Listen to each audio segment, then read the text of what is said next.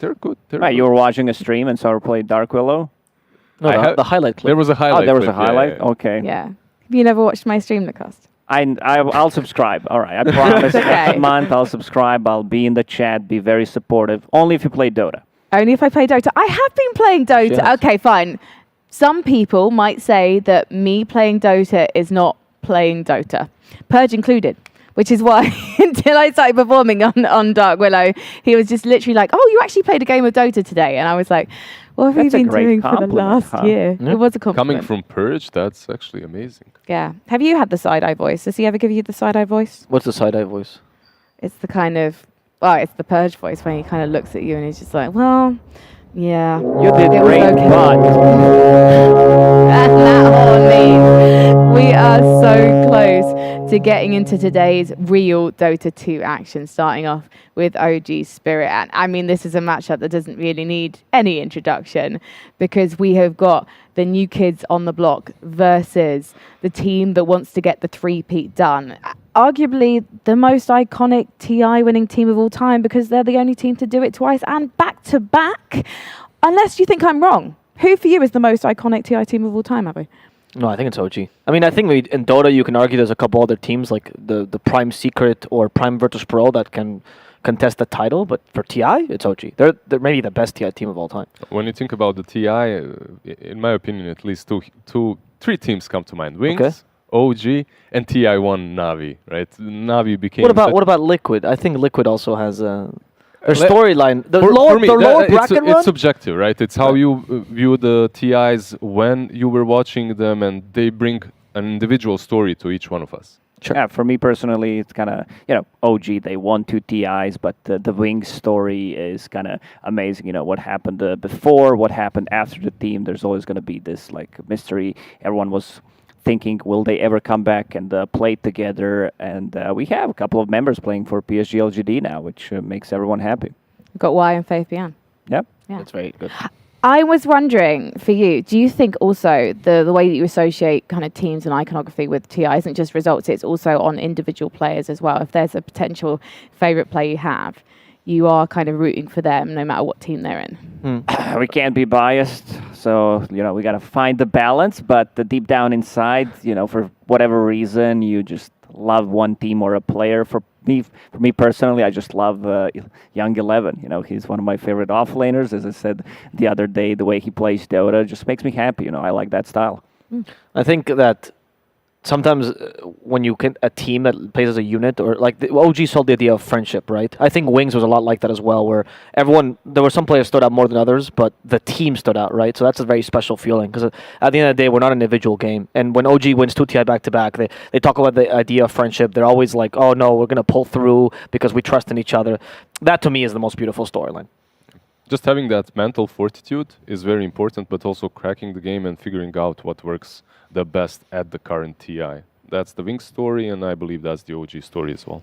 Well, we are going to be going to the stage in about 20 seconds' time. So if there are 2 players to watch in this particular matchup from either side, Lizard, give us a preview. Who should we be looking at?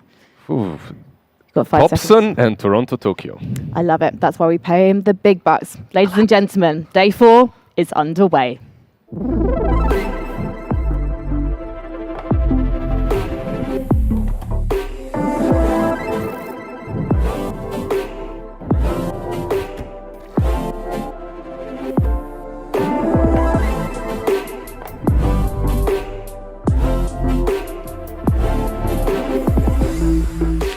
Ladies and gentlemen, they've done this so many times before that you don't even need me to introduce them, but I will. This is Team OG.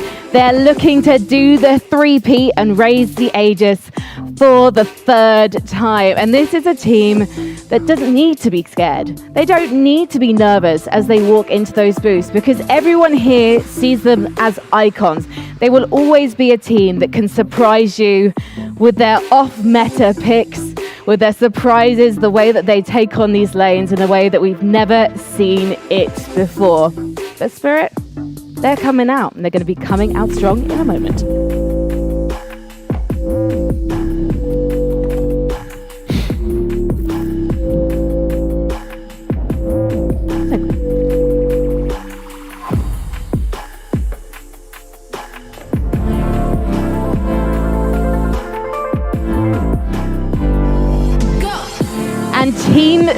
Spirit are here, and they have shown an ability to stun their opponents into submission and also keep that pace varied in their run here at the main event of TI, even managing to take a map off IG earlier this week.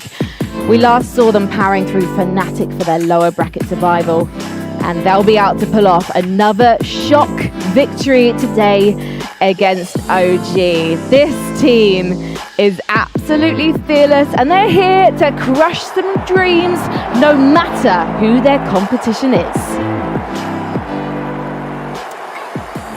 So our teams are getting into position, and again, both teams looking like they have no nerves. They're just focused on themselves and focused on what they need to do today. And I'd love to talk a bit about Spirit first, because when you look at this on paper, they're the underdogs going into this. And in some ways, there are some similarities between these two teams, Abbe. Yeah, I do feel like Team Spirit could be called like a very young, inexperienced OG to a degree, right? They do like the team fight. They do like the chaos. Actually, very Eastern European in that sense, right? I think that where they differ mainly is the experience, and this leads to OG being a very diverse team, especially in their drafting and their strategies, and Team Spirit sticking more to their guns, which actually reminds you a bit of the OG that won the majors, if you look at their strategies then. Well, let's take a look at some of OG's tournament averages, just to kind of give you guys an idea of what we're talking about here. They don't actually have necessarily as high an average as you might expect, but sometimes that seems to be to do with the fact that OG, they don't necessarily care about results that aren't TI. I don't know if you'd agree with that, Lizard. Yeah, that's 100% true. They had a couple of really good major runs at the early stages of the team, but after that, all that mattered was TI. The previous DPC seasons, they would pretty much skip the complete early part and just speed run into the qualifier and go to the TI. And not a lot has changed here. Yeah. They were kind of forced to play in the seasons this time around, but it's the same storyline, getting their last player just before the TI, scraping through the qualifier, through the ties with Tantra and getting here. The story of OG through the DPC season, we can sum it up and say, someone's late for their job, they apologize, sorry for being late, it won't happen again, and here they are. Here they are, they're ready to work.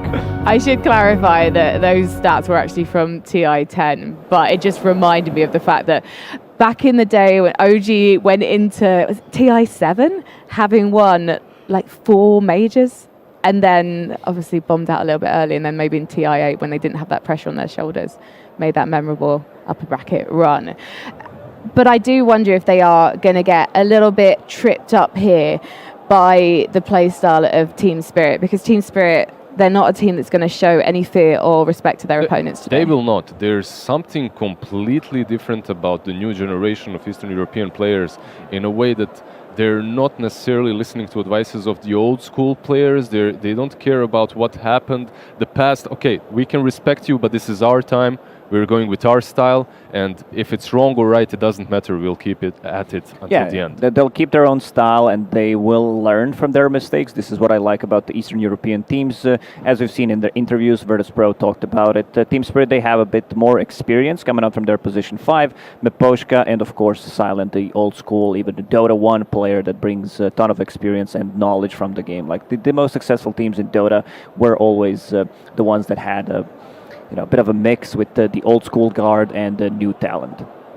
I remember a long time ago when I was coaching some of the players, I remember telling them, there was preparing for a strong team, I was saying, oh, he's very scary on this hero. And then one player came in and said, no, correct him. He says, no, now you're coaching, you have to understand. You can't be a fan of these players. You can respect them, you can think that they're good on people, but you can't be a fan. You can't say that they're scary or too strong or anything like that. And I think both VP and Team Spirit emphasize that idea. They respect their opponents, but they're never scared of them. And there's an insider on the side of OG. Excuse me, there is Misha. He's now coaching OG. Just 1 year ago, he was a part of Team Spirit. It's not the same Team Spirit. None of these players are the same, but he understands Eastern Europe inside out. He's one of the best coaches that there are in the Eastern Europe scene at the moment. And he probably has a word or two to say to Notail and the boys about how Spirit will be playing. Can we actually talk about that coach change? Because that was announced quite shortly before TI that Sox Shostra. Yeah, he still does. Like he's a secondary coach for OG still. We don't know what happened, but yeah, Well, he did. They did say that he was gonna do more things with the org as a whole.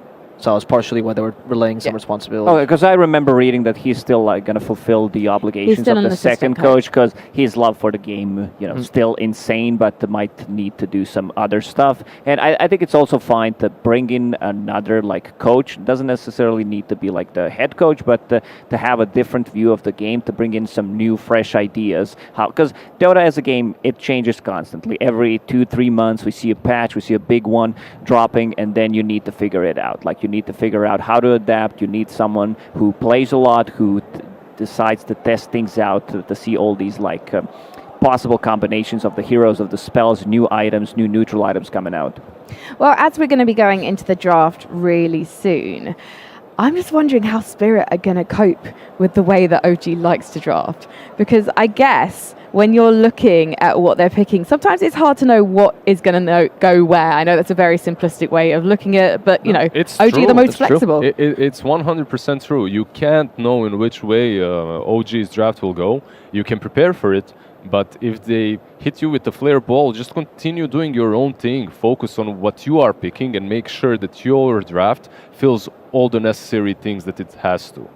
What OG picks, that's on OG. Maybe they'll take a Tinker and just completely obliterate you on that mid lane, or maybe they'll pick a Hoodwink and be 2 levels Maybe behind. it will be Dawnbreaker, and then their coach, before the game starts, will say, "You'll see, Thompson's crazy about this hero," and that's it. Like that's all he needs to say.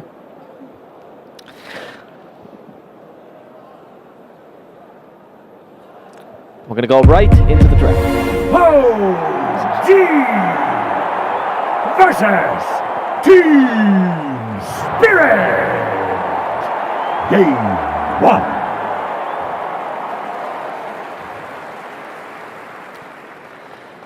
And as we get started with the draft, I asked for Christmas. I was like, "Guys, can I please get a draft panel that's bigger?" And it's finally happened.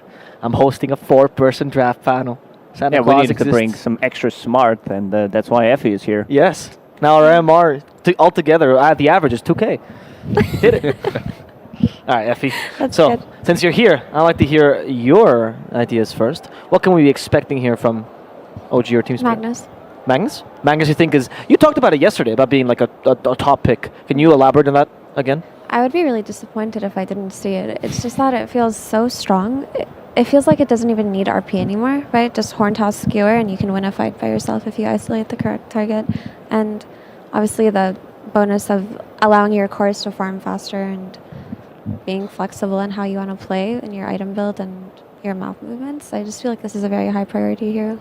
They could get it right now. If you look at OG, they banned out the Tidehunter and the Mars. Do you think Collapse's Mars is worthy of a first phase? Yes.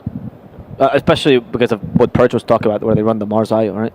I want to ask you two, the experts on Team Spirit, does Collapse play, Magnus? Yeah, he plays pretty much any given hero on that offlane. He's a Giga Chad. You don't ask Giga Chad if he plays a certain hero. It's in his blood. there you go. Good call, Effie. Yeah, with the opening Magnus, as we already know, we've seen Effie explained why this hero feels so strong. I think someone said once Magnus gets his shard, it's like a guaranteed hook from Pudge. Like it's a better version of the hook. Jenkins said that. Jenkins said that? Okay, Of course he did. Of course it did.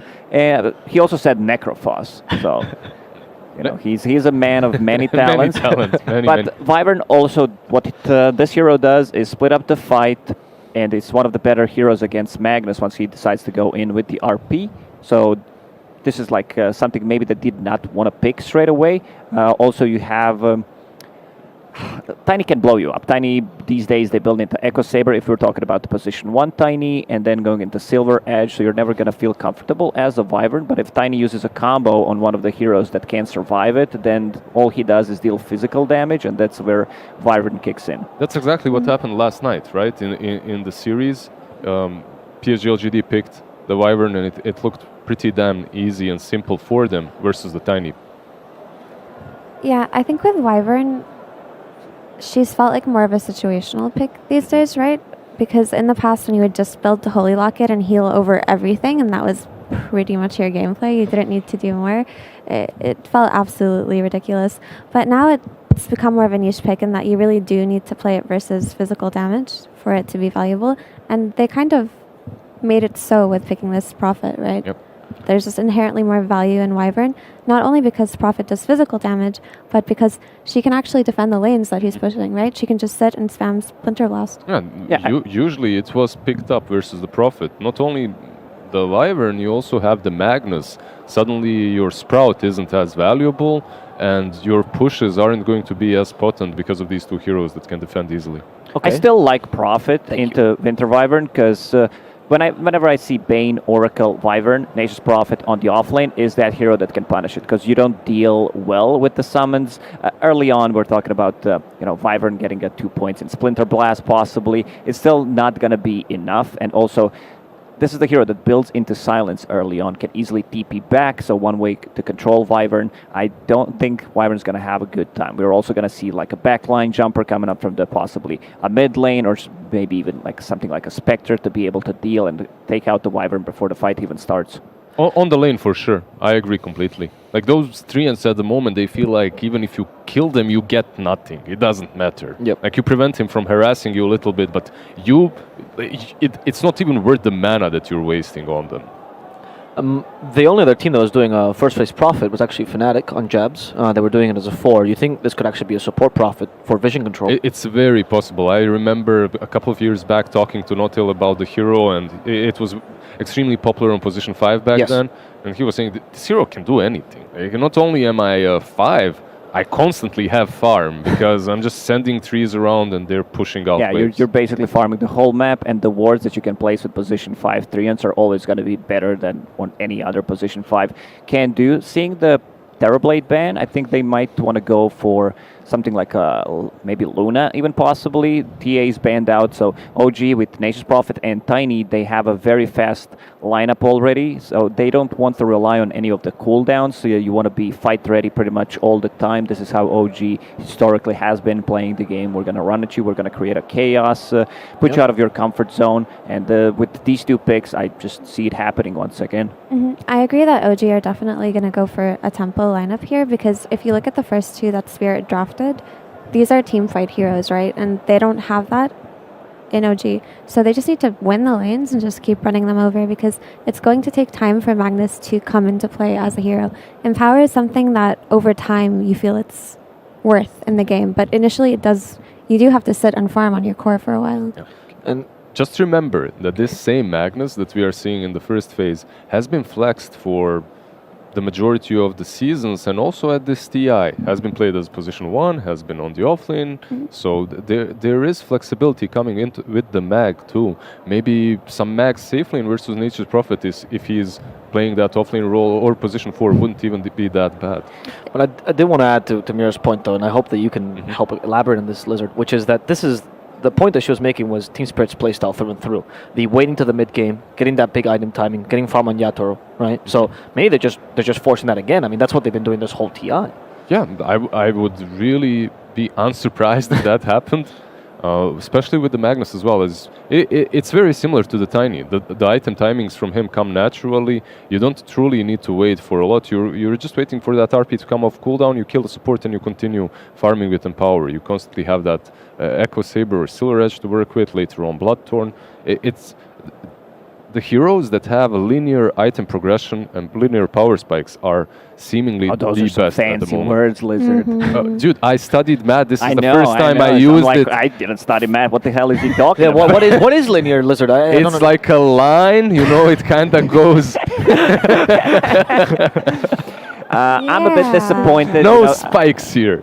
Seeing Kanka banned out against Team Spirit always gets me mad, because this is Toronto Tokyo's, I'd say, one of the better heroes, and I can't use my jokes. I call him Torrento Tokyo, or whenever he goes for the rune, Toronto Tokyo. So I think he has the best name in the whole Dota scene. I agree. It's a nice name. It rolls off the tongue, I suppose. I know you want to talk about heroes, Effie, so please. Yeah, We just saw the Darkseer Clockwork as a lane. There's a lot to say here. Okay, so we were talking about tempo, and while Darkseer is a slower hero, if you pair him up with something like a clock, it suddenly becomes something that just gives an Ion Shell, and he enables this support so strong, right? And if you look at Team Spirit's backline, what do they have? They have Wyvern and Lion. Both of these heroes are extremely susceptible to dying to something like a Clockwork. Although Wyvern can fly out of cogs, you can always kind of just push back and right-click her a couple of times. You don't have to. She's pretty squishy. Do you I know was what I mean? listening to LOA yesterday. I believe it was Darkseer plus something else paired up, and he said the best combo with the Darkseer is the Clockwork. I believe it was Darkseer plus Earth Spirit, and then he said Clockwork. Yeah, you get that level 6 early on. You put out so much pressure on the map. You get that long initiation coming out from the Clockwork, and the damage output. Like you can kill anyone with Ion Shell plus Clockwork. Once you get that Aghanim's on Darkseer as well, it's extremely difficult. Plus you have the cogs, the wall. There's just a lot of synergy between them. I would not like to be a Lion in a game such as this one. One interaction that isn't praised enough, I would say, as well, Clockwork and Magnus. Like, you can really mess up the way he wants to be playing the game. Once he RPs, you instantly hookshot afterwards, break up the fight with cogs. It can be fairly annoying to hit as a melee hero versus that. Clockwork can have a very disruptive game.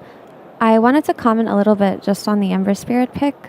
While it does look like Ember should have a fine time early on, depending on Nature's Prophet, where he's going to be played and when he's going to get his Orchid timing, he can die. Ember Spirit can die quite easily in this game if OG hit the timings that they want. So we're going to have to see this Ember play a really good game. And they prepared the Ember game with the bans, right? Banning out the Morphling, banning out the Dawnbreaker. Dawnbreaker was extremely strong versus any Spirit. Yeah, I think top 2 heroes right now in the mid lane that just completely dominate the lane are Kunkka. You can say Necro, the melee spirits we're talking about, and the Dawnbreaker does surprisingly well.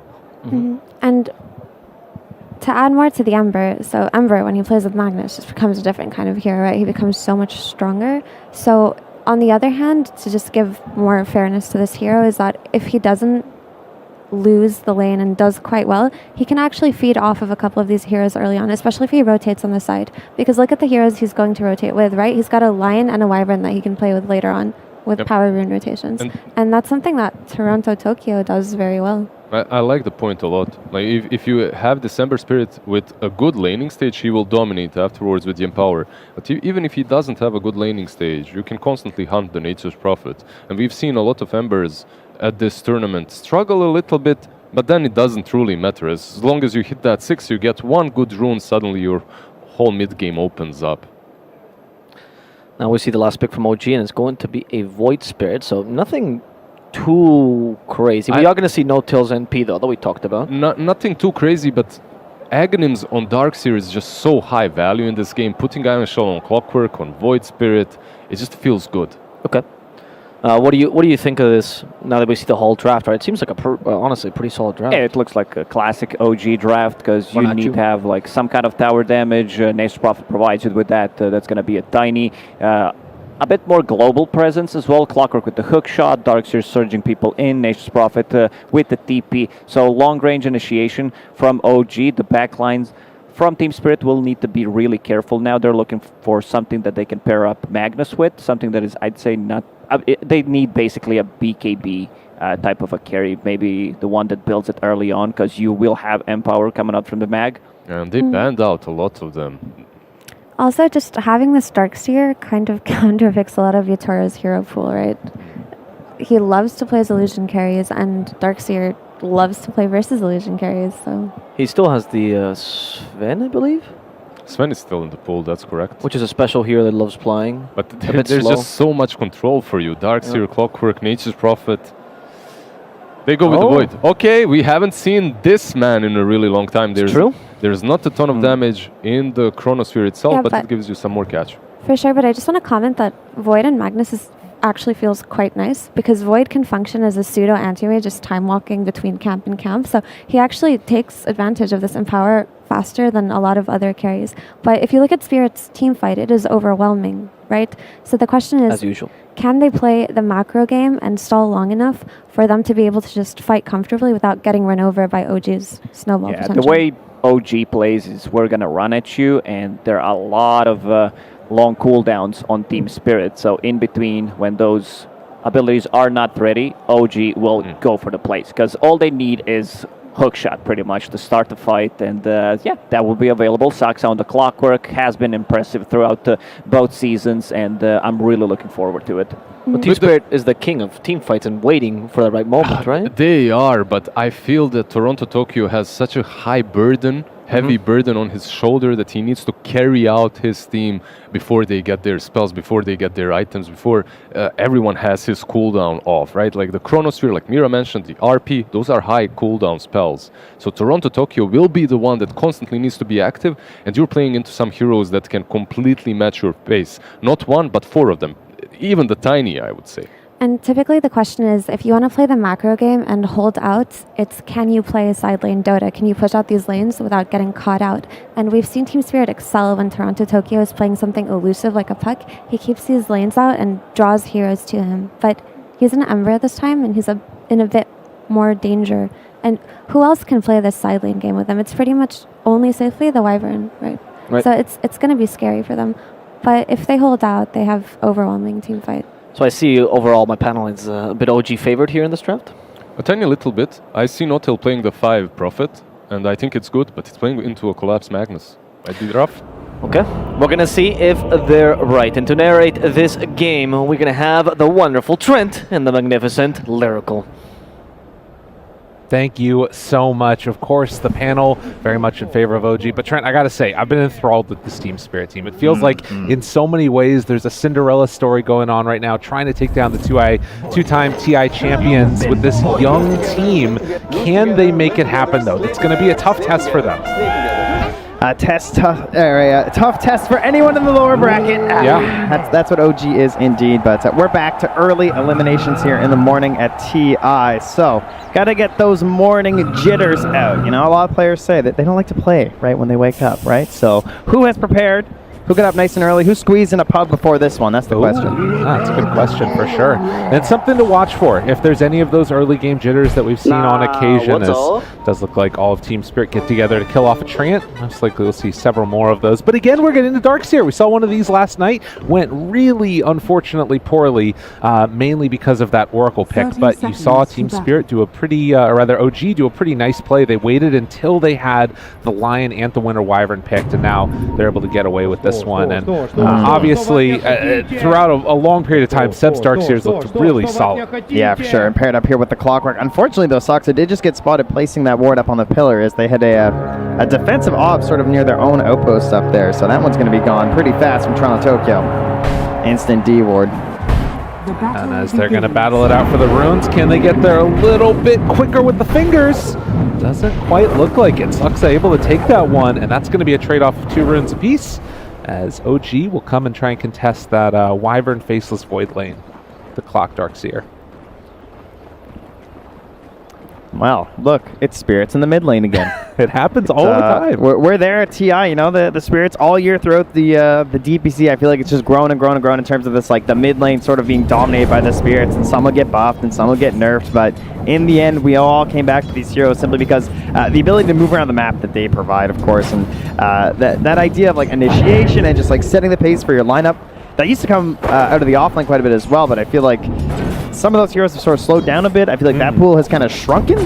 But this time, I mean, mid laner, especially for OG, very much enabled by the offlane with the early Ion Shell for the aggression, sort of going after the hero kills, whereas on Team Spirit, you're going to have this Empower, which can be a little bit more like sort of the farming up and late game strength. Right, and obviously can still be very active early, depending upon how they find some angles, but they're going to need to wait and play around Collapse, most likely, with that Magnus Blink Dagger that he'll eventually get online. And as you can see, the CS still pretty even across all of the different ways there.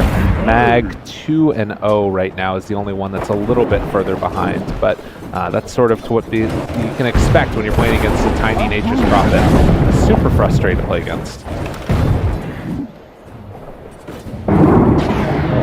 On there, Aether Remnant used, but nothing really afterwards. So yeah, just the normal stuff that we would expect to see. Seb also grabbing that Ion Shell onto the creeps and pushing underneath the tower, actually, keeping that hurt onto Toro and Poshka. Yeah, if you were here last night, you may have witnessed a Darkseer game for the first time, really, in this TI, because we haven't had very many. And so to see one on the main stage was nice last night, but he got counterpicked really hard by the Oracle. Instead, in this game, we have a different situation where Seb knew what his lane was going to be, at least in terms of the support, and that's looking pretty good for him, because a lot of the carry players don't necessarily have like the best answers unless you go like anti-mage or some like crazy hard counter. So Seb should have a pretty good time up here, and so far getting up into that second point in Iron Shell will be the real key. For now, Sox is just aiding in that endeavor by bullying back the two heroes from Team Spirit. As they will get the push down there, No Tail taking a little bit of a beating from Collapse.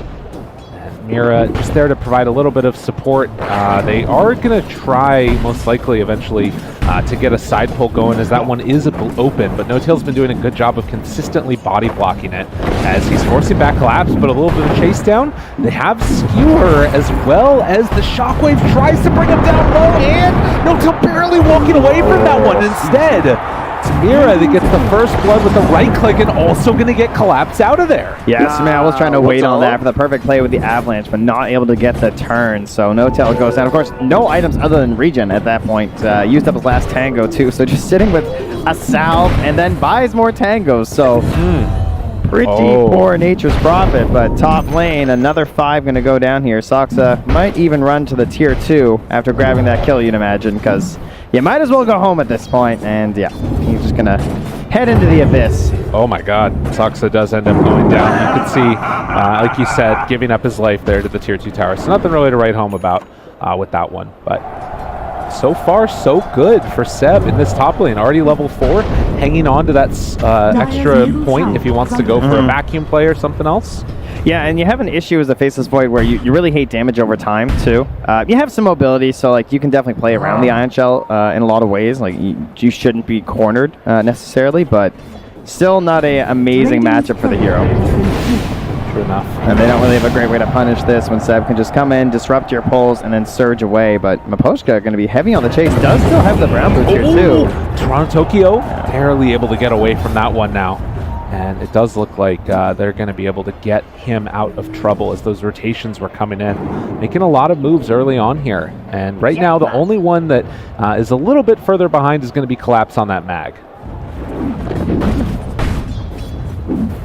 Going to be looking to boost up his allies this game with the Empower, as the panel was discussing there too. Basically gives you a free Battle Fury, essentially this idea of cleave, so you can farm over the neutrals and the lanes faster. Get your hero online a little bit quicker and eventually scale even better into that late game. Can also perhaps change up your builds on the Faceless Void if you want to capitalize on that damage a little bit more. Currently thinking about just the Mask of Madness, pretty classic item on the hero. Yeah. They will clear through a lot of those treants, actually. So that's a nice little boost there for Collapse. As treads are done and up top, looking to get a little bit active here. The Iron Shell and the surge forward. Toro has to jump away again. 5-second cooldown. The slow and steady beatdown that he's getting from this. They will be able to force him back with a couple of lucky bashes in there. On the other side, you can see No Tail does go down to Collapse. So just all-out aggression. This is what we were expecting from this match today. Yeah, he still has nothing but regen on this Nature's Prophet. So really taking one for the team here. Yeah. And is it working out for Sumail? Pretty well, right? He's a little bit ahead of the Faceless Void, so Tiny kind of happy, but it's that mid lane here that you see going pretty significantly better for Thompson, right? 300 gold up against his opponent here. And, I mean, the last hits are the same, but the value's certainly not. True enough. We'll have that Yules on the earlier end, too. And once that's up on the Void Spirit, you can see him rotating around the map. He's going to be comboed up with the Iron Shell from this Darkseer. You're going to have the hook shot on the earlier end from Soxa, and then you're going to have global teleportation from No Tail.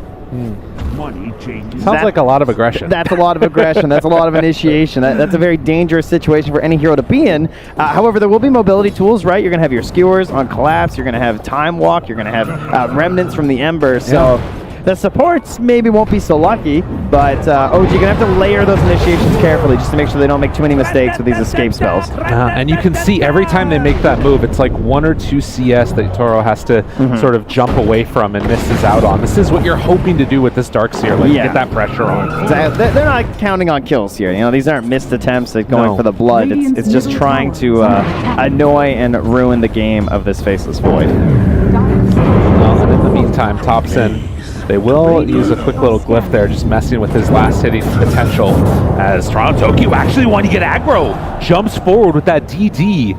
It's going to force Thompson back. Not bad at all for Team Spirit, who again are keeping it even through this early laning stage. Yeah, one of the benefits of the Winter Wyvern too versus the Nature's Prophet, as well as that Darkseer, is that you're going to have this ability to try and like hold the towers a little bit longer when they just sort of have this never-ending split push from Ion Shells and trees just running down lanes. So some benefits from a Poshka.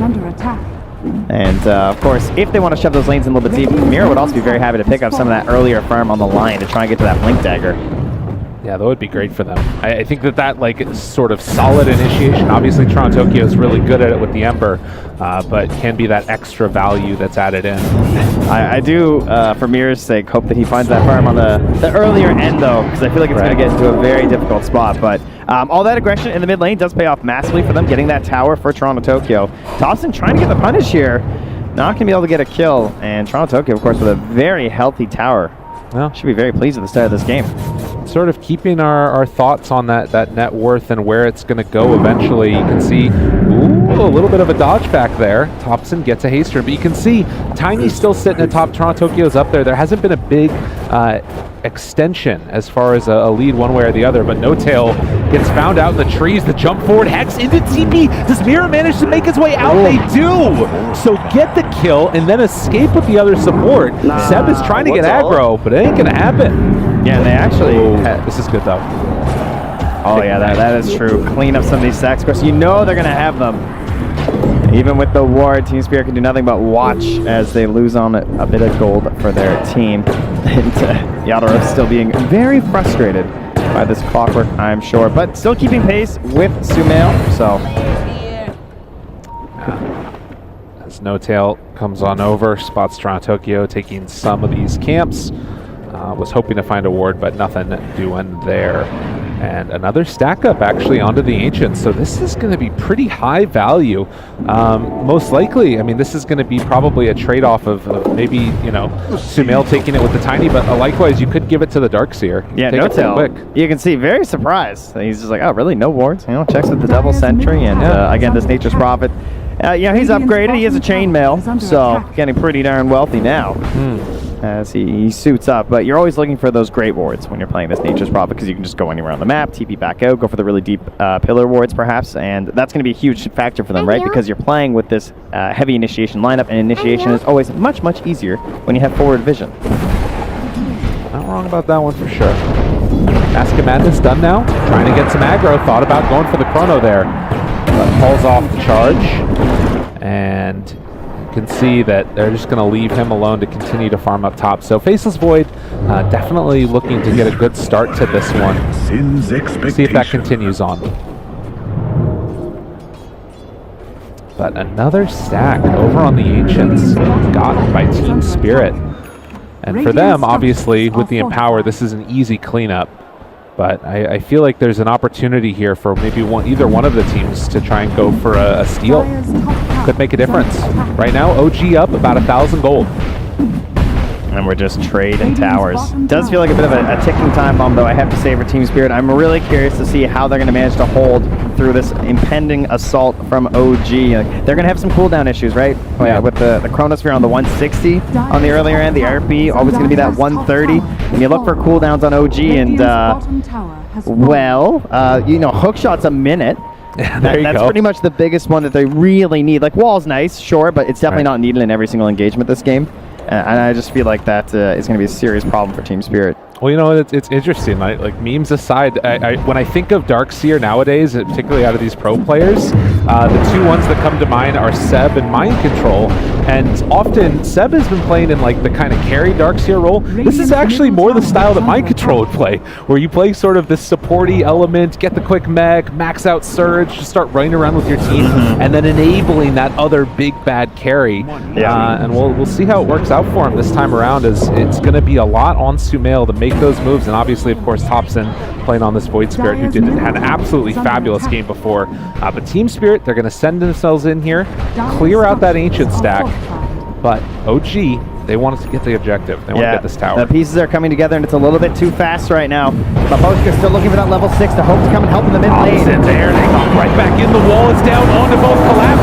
The mech up, living a little bit longer. Toronto Tokyo walks in, and look at the chrono. It's going to connect right onto both of them. Seb goes down. Skewer into the RP. Only catches on the clock, but that's enough. And look at this team spirit. Beautiful. Walk through, take them all down one by one, and find one more to boot. This is so important for Team Spirit because you're using the RP, you're using the chrono. You can't just get one kill, right? You need as many as you can get because that's a heavy, heavy expenditure. But they were very victorious in that engagement. And now the question is, how are OG going to rally back from that? They're just going to run right back to that mid lane? It's a fairly likely scenario. You can see here again, just that immediate move in, and they felt like they would be safe because they could go for that, Soxa control immediately afterwards on the Ember, but Toro just getting involved in this fight early on, lacing down a really nice Chronosphere, catches onto a couple there, and then obviously collapse with the follow-up.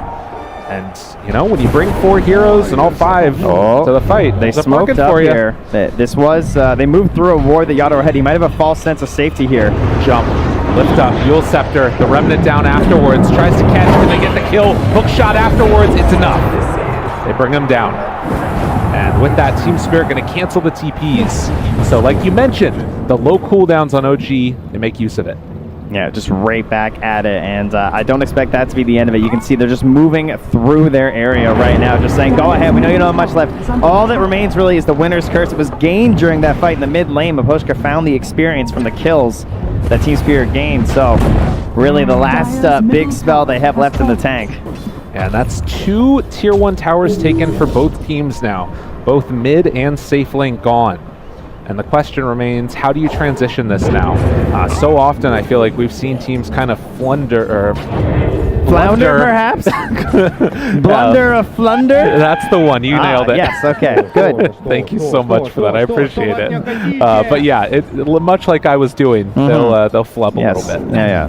When most of your English just comes from chat lines, it can be difficult, right? It's a hard life we lead, but we get through it together. We're doing our best to share language across the globe with all these new chat lines, You always got to look stuff up, you can learn a new phrase. That's why Dota is the best global game. Too true. What a great message to send out there at the end. In the meantime, OG, they're going to try and keep pressuring in here and forcing Team Spirit out of their base. They are underneath a ward, which does keep a little bit of the extra knowledge up into the favor of Team Spirit, but maybe a bit of a move down bottom. Soxa there with Seb. Thought about it. Decides not to go. No, they have those tools back up on the side of Team Spirit, right? Yeah. Chrono's there, RP's there. OG, how will they decide to play around these? Are they going to try and force out some bad spells? Try and pressure a tower early? Are they just happy maybe holding a little bit higher percentage of the map than their opponents? For now, I think the vision game seems to be a pretty key factor now. You can see some of those deeper wards you'd expect starting to come out from OG, but likewise, great wards in that bottom lane that almost spotted the smoke that took down Yadoro. And the wrap coming now. He's going to see if he can get on the board and find himself a kill, but no tail out and those away. treants, dude, they're just going in through there. They kind of spot what's happening. It's really good. Impressive stuff. And then the TP out afterwards. Team Spirit, now 2,000 gold down. Gonna have to try and deal with this as Mira is getting closer and closer to that Blink Dagger, and it feels like OG are comfortable with the state of the game, at least until they get those next item timings. Yeah, that Shadow Blade out on the Tiny could open up some new exploration options, but there are Ob Sentry combos as well on the side of Team Spirit's maps, so could go poorly for them. Sumil steps in the wrong spot. They're coming over with these treants to try and, we'll see if they try and block out the Ancients after they get the kills here. Yeah, they walk in and immediately Toro goes for the kill on those Ancients afterwards. Toronto Tokyo thought about going for the haste. Soxa there all ready to interrupt. Again, economic damage where they can on OG. Thompson. I'm curious if he goes back for that same build that we saw the other game. It was super solid, just into the E-Blade after the Sanjin Kaya. Very, very quick blow-up potential that they had going. I love the way Thompson has played through this TI in terms of just like relegating his own farm a little bit lower, even more so than before. It feels like they're really trying to offer a lot over to Seb and Sumail. Yeah. And he just wants those playmaking abilities. So just trying to get something that keeps him like active in the fights, going for this Sanj and Kaya. Not too worried about the next like massive item, just wants to be always there for the team. And right now, a big line drawn here from Mira. They want to go the whole way up top, perhaps hoping that someone's going to try and go for their Ember. Trying to bait his Remnant in here. Oh, good job there. Gets on in with the Treant to block that camp again. Team Spirit having to deal with that. Thompson maybe in some trouble if they spot him. Oh, instead they're going to go for no-tail. Mira gets the Hex off, but caught by the Remnant, and then afterwards they got the Winner's Curse. Stun comes out afterwards, the full control Finger of Death, and dead. That was a long setup there from Team Spirit, just like waiting and waiting, trying to bait out Toronto Tokyo, and then sort of just kicks off because No-Tail got a little bit too close. But best thing right there is that you're taking out a core hero on OG without the big spells. Very good sign for Team Spirit. The later this thing goes, game should get a little bit easier for them. Those big spells becoming more and more valuable as we progress. The RP, the Chronosphere, right? Some items, of course, not going to help you versus those.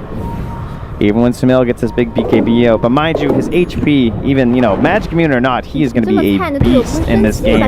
Not a lot of very tanky heroes in this match compared to Sumail. Well, and it's so interesting, right? Like, we think back to the matchup that we saw right before this series with Spirit. It was against Fnatic, and we saw very similar things, right? Nature's Prophet, Jabs was blocking out camps. They had an Ember Spirit on Team Spirit. Again, able to play very much together. The big difference is there's no Luna this time. They don't have that tower hitter. So we'll have to watch if Team Spirit can keep the action going and then, you know, potentially make a comeback happen right now. Because OG, they're in the lead. But will they be able to find another pickoff? They do. Soxa goes down. Yeah, I actually feel great about Team Spirit's game right now. I think that getting Mirror to this Blink Dagger without losing too much of their like towers and everything across the map is incredible. Like, I'm really surprised that OG didn't try and push it a little bit further. They might have just been a bit hesitant because they couldn't quite get like the best early farm on the heroes they wanted, or maybe they just don't feel that pressure. And they're just happy getting Sumail up to his BKB. That might just be the case. They don't want to make any big risks. Right. But I think there was a chance that Team Spirit could be in a much worse spot. Right, it's interesting, right? Because like there's still that slight lead, but it's not a full item differential yet that's existing, with the exception of Sumail, and he's the one that's definitely having a very good game done with the Shadow Blade, the Echo Saber, and at this point, just about to get to 2 opponents that BKB. So it'll be something to watch for. I mean, Toronto Tokyo is going to be in that BKB pretty soon. Nearly has it done. So a lot of pressure on pretty much just Soxa, honestly, to find that big play onto the Ember to get the chain stuns going, see if they can catch it before that BKB, but they're going to get the catch onto Seb. Back uses the Greaves, though. Oh, tries to get out, but they're going to commit the chrono for this one, and that's going to turn into a full kill. As Seb goes down, Yadoro finds the finish. So a big ulti committed for that, but they get a core hero. These kind of games can look very confusing too, because the score, of course, is 2-11. You know, Team Spirit, they got all those kills in the mid lane, and you just look over at OG, and you're just like, well, why do they have like, the gold lead? Like, what's going on here? But just being a little bit more efficient with the map right now. The experience isn't as varied; it's much closer. We'll have to see if the Team Spirit can suss this out and realize what's going on right now. The trend continues. Yeah. They're going to get objectives if you guys want to get kills. Comes at a cost. Nothing comes free. But it is still going to be a really strong time with these BKBs done. And actually, Sumail has to go back out, pick up another tree here. Team Spirit have to imagine that something is going on, whether or not they realize that it's Roche or not. But starting to drop down bit by bit. Thompson going to come in and help finish this one off with the TD. Team Spirit not looking to contest at the moment. And with that, Aegis onto the Tiny. Yeah, with the RP and the curse up. A little bit frightening, but of course they do have some great vision options here between the trains being thrown around. They have their flares. They even used a scan, so OG, slight risk, but calculated to be a benefit in the end, and they were correct. And look at this, Seb showing on the lane. Team Spirit, they're going to run right into him. You don't have an Aegis, sir. Hello, hello. The jump forward, want to bring him down. That wall afterwards, though. The turnaround coming from OG. Able to get the calls pushed back but Seb already dead. Now Thompson looking for the pullback. Onto that winner. Wyvern gonna get the kill. Sumail finds the back line, gonna catch Mira and kill off that Lion. Collapse. Has to jump away. Toronto Tokyo goes for the remnant through. TP out afterwards. Do they have anything else left in the tank? No! Toronto Tokyo able to get away from that one at the last second. Yeah, only able to get the supports there. So looks, nice attempt trying to just go onto the dark side, but Soxa came through that hook shot right onto the Wyvern and the Mag. Those are like your two fight turners, right? So if he can catch those two, the options quickly dwindle for Team Spirit in that fight when you already know the Chronosphere is going to be down. Like they did a pretty decent job of disengaging there, but it's still going to be a victory in the end here for OGs. They feel comfortable pressuring in with the Aegis on. And I say that, of course, they have those big spells. Oh, and there we go. The winner's curse comes out. Collapse moves in afterwards. Does have a skewer to pull him on back on to two. Toronto. He's getting knocked out low. Has to run it out of there. Barely left alive. The jump through for another round. Winner Wyvern now dead. Sumail dropping lower and lower. Rooted. Can they find the finish? Needs one more hit, and they'll finally get him. But now Seb trying to chase down Toronto Tokyo, and the Aegis will be reclaimed as Choro caught. Has Chrono still. Yeah, but I don't know. Need to commit it. Has the jump away for the moment. It actually goes in. What? He wants to turn this around. Finds Seb now with Toronto Tokyo having another salvo of spells, and Mira being back alive. They might be able to find the rest of the finish. Oh, yeah. Sumail in trouble. Team Spirit are fighting back and trying to take down OG. He gets away again. No, Toronto Tokyo falls. Sumail is too big. And where's the detection? They killed all of it. Oh, wait, is he hunting? Oh my god, does he know? He's just hoping. Literally just walking in vision. Oh, but they're not quite going to be able to catch him. God, that was so close. What a play from Yadaro, going back into that fight with the Chrono, the Time Walk getting off there with the help of the BKB. And they find an even exchange and was looking like just another victory there for OG economically. They will continue to hold the lead right now, and you can only imagine, like, if that Ember had Empower for that last bit of that fight, that would have been so much better for them. I mean, it turns it around completely here. You can see this winner's curse. He just got that BKB, too. Yes. You can see right here in the replay. So much damage coming out. You can see Sumail wants to stay aggro. You know, he's got this Aegis. Feels like he can fight, but they burn through it. You can also see, like, even when he comes back on the respawn, they did such a good job of kiting around Sumail. They're trying to focus on all the other heroes on the side of OG, sort of trying to ignore and dodge. Of course, Sumail, you know, he picks up a couple kills in the end, and he lives there because of that, but something that you're going to have to do. And yeah, you can see right there, gets so low, 200 HP, but right back onto Soxa with the Chrono, hitting onto 3-2. Back into the game, though. Back into the game. The jump. Avatar's dead. Collapse. Caught. Winner's curse. Onto 2. Oh, but they don't have the Chronosphere. Baposhka down low, and Thompson eventually going to burn him down to death. So OG, when they don't have cooldowns on Team Spirit, it's time to party. They make it work.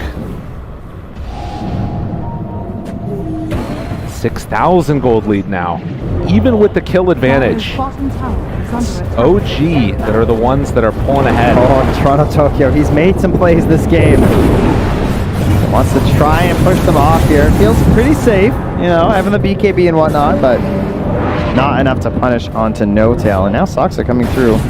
Has the eggs, but both the hookshot and the overclock are both on cooldown. Not able to go for very much here. Of course, Soxa also wants to just keep following.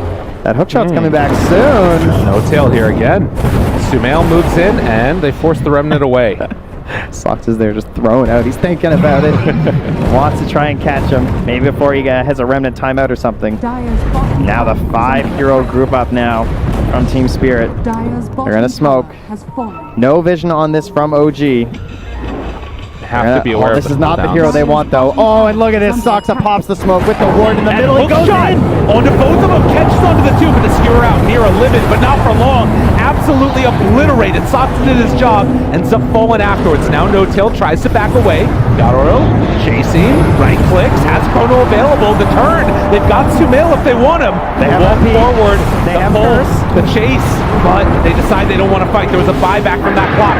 Winner's curse to buy a little bit of extra time. That one tree and force him away, but Thompson able to find one kill. Yadaro backs away again. Without the rest of their lineup, Team Spirit don't want to take this fight. Gotta be careful, Seb. Back him back, jump away. And Team Spirit able to dodge that one. Yeah, not quite close enough to get the overclock and go for some hook shots there.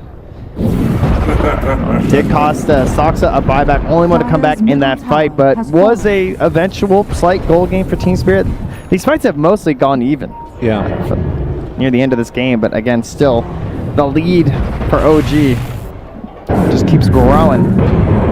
Just feels like they get more gold from creeps or something. I don't know, man. It's just like, how do they how do they it? did it? That was the whole TI secret, it turns out. How is this happening? They're killing it. I mean, you can see it though. Like they just have heroes, more so on the map that can farm a little bit, right? Right. Getting some of the bigger, higher kills. Oh, pull back. Thompson, this would be a big one. Yule Scepter gets off. Where's the Hex? They have it afterwards. So they'll find a much-needed pickoff by Team Spirit. OG right now still playing the objective gaming route. Yeah. All tier 2 towers down. That's also 45 seconds now where he's not farming towards that Aghanims, which is going to be another little power spike there for Thompson. And so, Team Spirit, you've held on. You did a good job keeping those outer towers out for a relatively long time. You're going to push this to at least that second Roche. But what is the key to really get back into this game? I feel like it's Collapse and Mapochka just not getting caught at the start of these fights. Yes. All right, Soxa is constantly hunting for them, looking to get in and just disrupt the easy flow of the team fight that they're hoping for from those. These are supposed to be your point and click winner's curse, easy setup for the single kill, and then of course you want to be lurking on the back as Collapse. And this is a good mag game in the sense that he has heroes that want to go in first, right? He has this Ember, he has this Faceless Void even that he can sort of play around with the RP, but so far Collapse not able to work that same magic that we of course know he has on some of his more preferred heroes. You can see all the pressure that's being put on. Like Toronto Tokyo constantly has to keep pushing out this bottom lane, and the tower is at half HP. This is a problem, and Snowtail is the one that's making it a problem. Going afterwards into the freaking Moon Shard. Yeah, this is Is he just going to give that to Tiny? All right, well, if you remember, we'll get to that in a second here. Speaking of Tiny, Sumail, BKB. Now, Avatos, Toronto Tokyo, Flame Guard keeping him survivable. Hook shot afterwards, a great one. Catches on to Collapse, needs to be careful there. Finger of Death out, they have the wall down, also Vacuum up to the high ground, calls push to the low ground. And on the other side, Mapochka goes down on the wire. Look at the Chrono! Oh, Yadaro finds a great one, but where's the extra damage? Does he have enough on his own step? Will end up going down. So they find that one kill, the buyback afterwards, has to jump away. Oh, and the Sprout Shard. RP catches on the boat. Do they have the damage? They need the empower, but it's not quite there. They take down No-Tail, now trying to find Sumail. 7 in the area, they throw the Ion Shell. Still looking for that slow, the chase. Toronto Tokyo on the other side, found another one. Avatos, Vacuum, Sumail! He did it to him! The tree to finish it. It looked so good. Thompson gives him the tip. 8,000 damage from Sumail. Lifting the team, throwing him on his back. Call him Tiny. He's looking pretty big in this one. Unreal. That's the thing. You chase this Tiny, you think you're going to get him. He's down so low, almost dead. And in the end, it just wasn't enough. The Avatos combo too strong. Man. Can see now the fight breaking out afterwards. Toronto Tokyo focused the rest. How is Soxa actually hookshotting onto Collapse and Mapochka though? Yeah. It's every single engagement.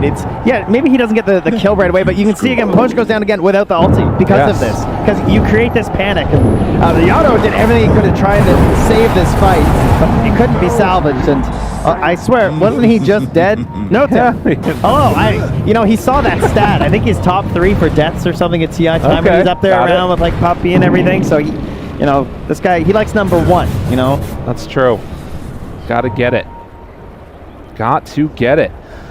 As you can see, the damage numbers mounting out. Right. Sumail definitely carrying the team in this regard. No-Tail. Okay. He's gonna buy back here. Interesting. Comes back in. Wants to help them clean this up as quickly as possible. But you can see movement. Hook shot afterwards. Finds on the one. Force step out. Shows the head afterwards. Doing a ton, but these calls again catching on the rope and they pull it all in. Tries to skewer out. It's not going to be good enough. Soxa dead, and they managed to live through that wall initiation. Now the winner's curse to buy a little bit of extra time. It's the illusion that's keeping it the full range, but the BKB gets off a little bit too late as Mira. And Mapochka again dead on this wyvern. Fast fish. So they claim that outpost. Toronto Tokyo thinks about going back in again throughout that remnant, but not going in as Roche 2/3 HP. That buyback from NoTail to kick everything off, throws out the ulti instantly, and honestly, the thing I'm saddest about is it's going to slow down that Moonshard gift here. Yeah, true enough. But now, Team Spirit, they see a possibility here. They have Chrono, they have RP, they have everything. He's there to break it again. Slight fist off the mark, but they get the pullback. Horn toss. Nice horn toss. Good free pick. That's a dieback. 70 seconds. I foresaw your No death tail. the moment you were No, born. no tail. Let's try to do something there. Do you like it? No? Okay. Mid lane. Thank you. Is there a rewind? Do we have that production? Can we avoid that? All right. Anyway, we're gonna. You don't have time walk. That's okay. You have to live with your mistakes. Yadaro. Round 2. A little luck here. Jump in. Mira caught again. Thompson finds one. Hook shot onto 2 afterwards. Collapsed on the other side. Does have an opening, but he runs into the cogs. Has to be careful. The overclock was used. Toronto Tokyo tries to back away. Sumail hunting, looking for a pick, but they find Thompson. Mira fought back right on top of him. Finger of death. Oh, but they dissimulate. And then the walkway silence out afterwards. Looking for the chase. Do they find him? Sumail misses on that avalanche. The Chrono on the other side finds Seb. Yadaro gets him for the finish. That's no buyback either on him. Saxa caught the winner's curse. Oh, it's going to take down Thompson. One by one, they're getting pulled apart. Team Spirit working together as a squad and trying to finish it off. Can Sumail do it all on his own? That BKB, it doesn't have a lot of duration left. Winner's curse, another one dead. Sumail is pretty freaking large. Is he really going to do this all on his own? Team Spirit, are you biting off more than he can chew? The Rock Man is pretty damn strong. This is a frightening scene that they're running from one. Oh no, you got to be careful. Sumail is scary, and he is mad. All right, still. I'm gonna do it myself. Yeah, apparently that seems to be the only option left here for Sumail. Heroes and OG falling after that dieback from NoTail led to an advantageous fight from Team Spirit. Great play from Yadaro. And they sort of just like spread out in that fight, you know? As you can see on the replay. We gotta keep our eyes on this. Back into the game here. Cogs push back afterwards. They get the Roche. Looking for more. Avatars, remnants away. Toronto Tokyo barely able to get out of that one. Yeah, but certainly not able to interrupt anything there. This game has no breaks. Yeah, we have the Aegis and the Shard there for Sumail. So, did he get gifted it, by the way? Yeah, so he does have the Moon Shard. So now, if you remember, OG, when IO used to have the talent that gave the Aghanim Scepter, they were one of the first teams to do that. Tiny buys the Battle Fury. Right. Sorry, the Butterfly strategy. Not a Battle Fury. That would be hype. He would buy a Butterfly, and then by the time IO got the talent, he would just suddenly have eggs and Butterfly, and it was absolutely ridiculous. So I feel like NoTail kind of trying to do a similar thing here. Right. Where he's just like, I don't need items. I went this whole game on just regen. I'll just give a Moon Shard to my Tiny. Exactly, and now look at all this extra net worth that he's got on the Tiny. An extra 60 attack speed, some of that night vision as well. And Sumail, we've seen how strong this Tiny can be. Can he keep doing it for OG here? They're up 7k gold, has an Aegis. And how do you stop him? That's a great question. I believe it comes from this magical spell called Horn Toss. That's a pretty good one. Can they do it though? Finger of Death afterwards if they want to use it, bringing him down low and dead once. Round 2 though. Coming back in for this one. Yadaro caught, does have the Chrono, gonna connect. They're trying to kill him off. Hook shot in. Is it gonna be good enough? BKB out the wall. Everything provides to fail. But will it be enough? They kill him.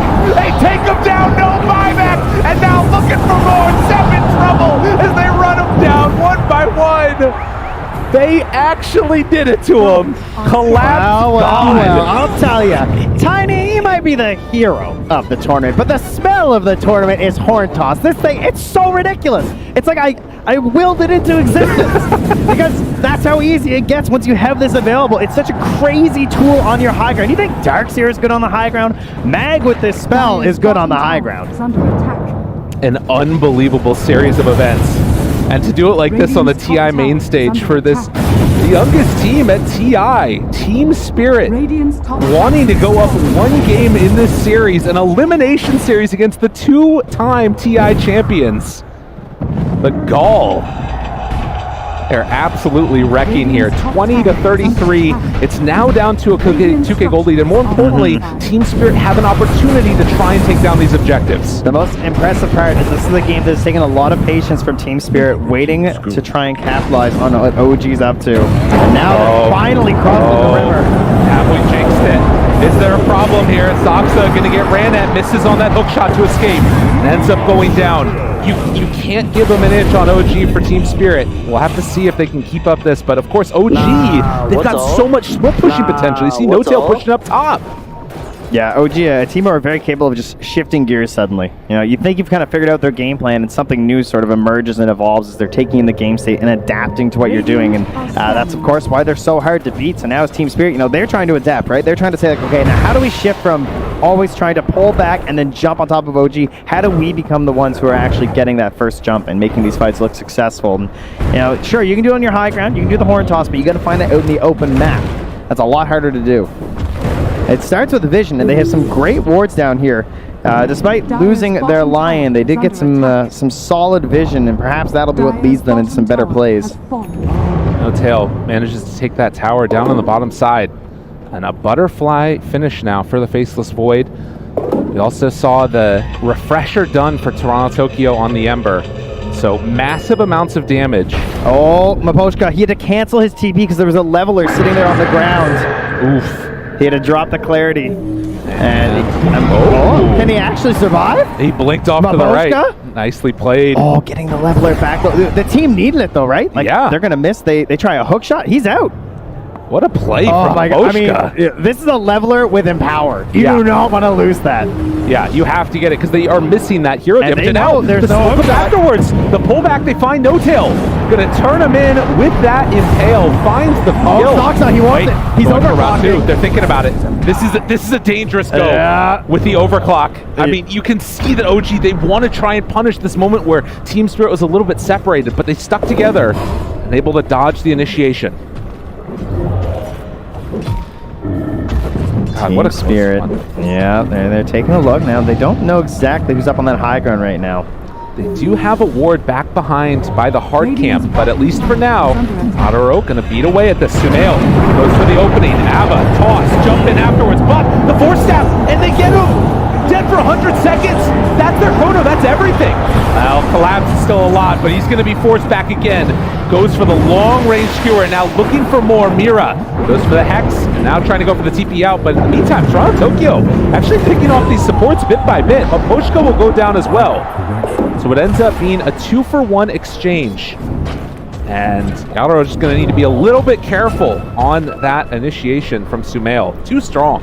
I mean, they hit double force staff on the Mag and the Lion, but it's just not enough to get the save there. You don't really expect how much damage is going to come up. That was almost 1,500 magic damage burst just from the Void Spirit throughout that, right? Like, you think it's going to be the tiny, you know, like, yeah, surely they can't get through like 4,000 HP-ish. But they did rather quickly. That might be all OG needs. Again, he's sitting on an Ops and Sentry right now for Sumail. Wait, Hortos again! They got Sumail! They don't have Chrono afterwards, but they might not need it. Mira continuing to control, looking for another round of this. RP gonna get off the mark and collapse! Falls him back in! What in the hell? Sumail has a Ghost Scepter now inside the fountain. I don't know if he fought that or not, but figure of death down! Usually when OG is in the fountain, it's good! Not this time! As they pull him back down again! No Tail dies! Yeah, you want to give him a moonshot, you can go right with them, all right? Joined at the hip, joined at death. Again! The Hex is out from the Lion, and another round, another salvo, and Team Spirit will not be denied as they chase for more. Maposhka right on top of Thompson, tries to jump out of there, buying some good time here, and Collapse finally tries to get it. Good. Oh my God, Thompson, what? Yaro, is he really going to get out of here? No, they're chasing.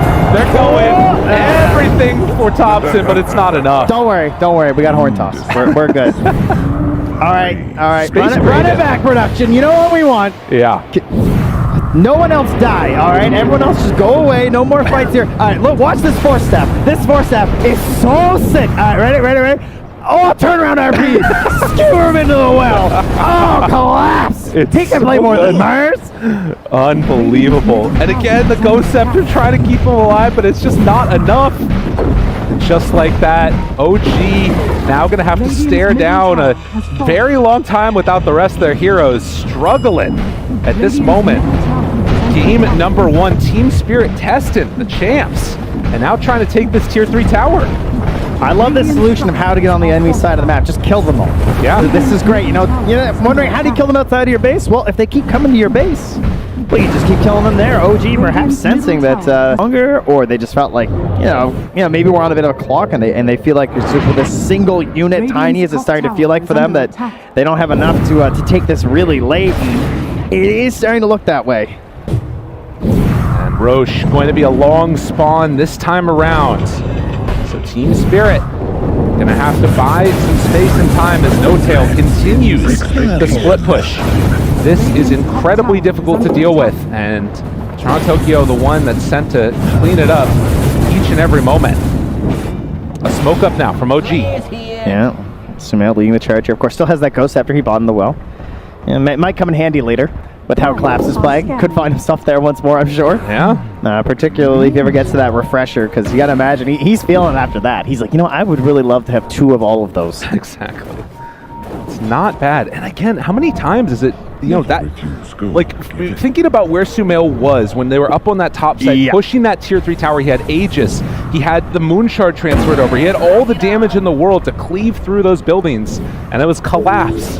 The real carry, put the team on the back. What's crazy is that right now his skewer is at 6.8 second cooldown because he's this Octarine and this Quickening Charm. So it's a very cool solution compared to the refresher, right? Because it's just going to be online far more often, obviously. Working with those big play potentials. Well, Team Spirit playing around the Roche pit. They know this is where the fight's going to take place. And since it's such a long timer, they might even have to actually go beforehand. And it looks like that's what they're going to do now. So smoke up, but somebody needs to deal with bottom.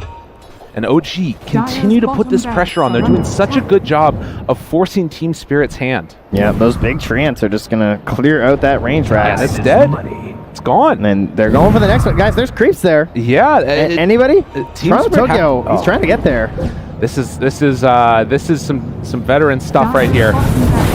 Make the split push play, force Team Spirit to show. And of course, you have the advantage of the flare, right? So you're just constantly sending that in. You're going to have Treants there too, so it's going to be very difficult for Team Spirit to deny any sort of vision around the Roche pit. Meanwhile, they don't have any of those options. There's no Helm on this mag, of course, because Clap's gone for a different build, setting up with the mechanism, so they don't really have a way to just like check the pit for free.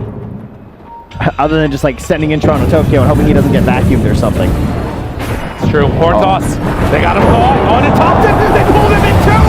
Oh no, not like that. OG now looking for more. Sev got to run away. They buy back on Thompson. Wall down. Yadaro vacuum. Chase. Sumail thought about the rundown, but with the 2 buybacks, Team Spirit will retreat. And with that, Roche will also spawn. Oh, they're going to smoke up here too. Of course, they still have everything. That, you know, these are the cheap picks that you get with Horn Toss. Still holding Chrono, still holding RP. And that combo of like the Horn Toss with the Lion, and they get him again! Pull him back in, bring him on down, hook shot, try to salvage it, it's not going to be enough! OG don't have an answer for the mag, as Saksa also gets killed! Unbelievable composure and presence of mind coming. They needed Team Spirit roster. BKB too, right? I mean, all that damage was magical. He took 382 physical damage. Got him again! What? They find him another time, and the Chrono down! Collapse! The absolute madman! Wow! He is looking for it right now. The bottom lane, sure, there's still creeps. Toronto Tokyo's going to go back and deal with it, but oh, he can't believe it! Says Collapse. As they chase in. That's going to be melee racks down. Might go for more. I mean, they're dead for forever. The turn now, looking for the tier 4 towers potentially. Our Team Spirit just going to end this game. There's still Sumail, and he is a big, bad Tiny. There, they get him. Collapse.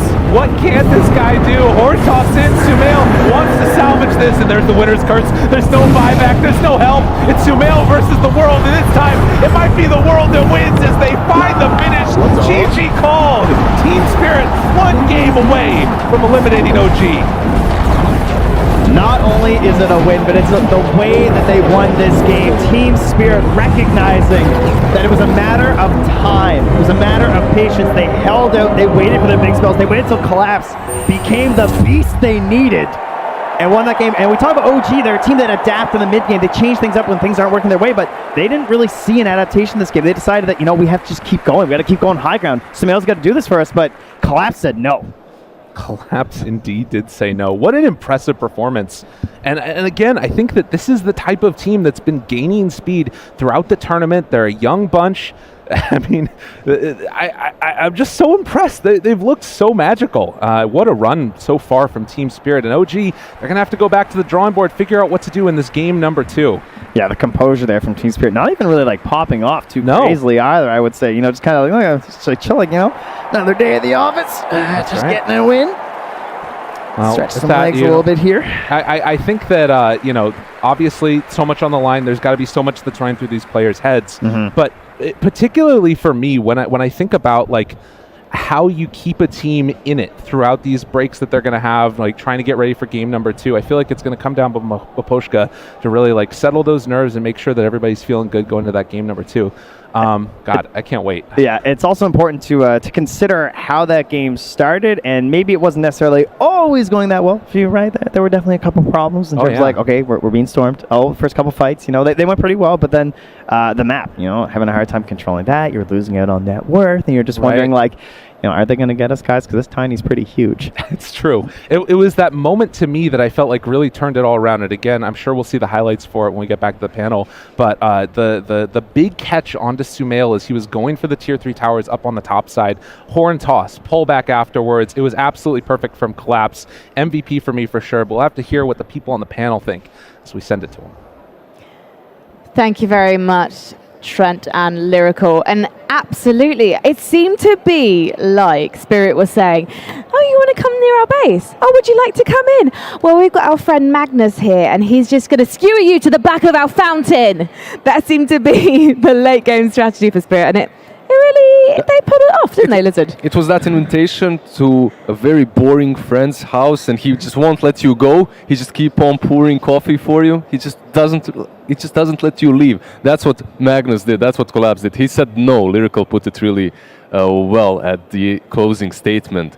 Man, that was insane performance by him. It was really good, but it was also his team. Like I think of that Top Racks fight where they skewered him back. They used their resources so efficiently. Skewer back, they hex him before he lands so that he can't BKB. They used Finger of Death, but they saved Chrono. They saved RP until after he respawns. Like, that was the crucial fight. And eventually, as time goes on, they just get too high in net worth, and Tiny isn't quite the same threat by himself. But we do need to talk about Sumail's Tiny, because at situations where he's 3v1, he seems to be one of those players who never seems to panic and can actually turn the tide of the fight. He was 5v1, I think, right? Like, there were 5 Team Spirits heroes alive. I think he killed a couple of them. They had to back off. And he really showed the strength of the hero. I feel like that game had everything, though. The cost was even pointing out to me. One of the times where they went on Yatoro in the jungle, he had skipped his 10 talent. He had 1 point in time dilation. And he lived with like only a couple hundred HP. I mean, I don't know the math on it precisely, like maybe the regen or the armor kicked in, but it was really close there. And it's like those small decision making that led to these amazing team fights with a Skewer and the 5v1. I mean, I can't. It's a 5v1. And when you see Notail playing Nature's Prophet, usually in the past, he doesn't die way too many times, even though he's a 5. But in this game, boy, did he have it rough. I read that. I think he pulled a bottle to Thompson. I'm not too sure if that's correct, because I was on the bus transiting here. But I also saw that he went for Solar Crest into Moonshard. I think he fed Sumail a Moonshard. And OG's like ideology of the game is so cool to watch because they're all about stacking that net worth. Solar Crest, it used to be this auto buy item. It got nerfed a bit. He's still buying it just above net worth. And he's like, oh, I need to do a bit more. I'm also going to buy a Moonshard for my carry. I'm just trying to look at my numbers here because I think it was something like 15-6 in terms of Spirit to OG kills. And yet OG was still ahead in net worth. And I was trying to do the math. So I was like, how the hell are they managing to do this when they're dead half the time?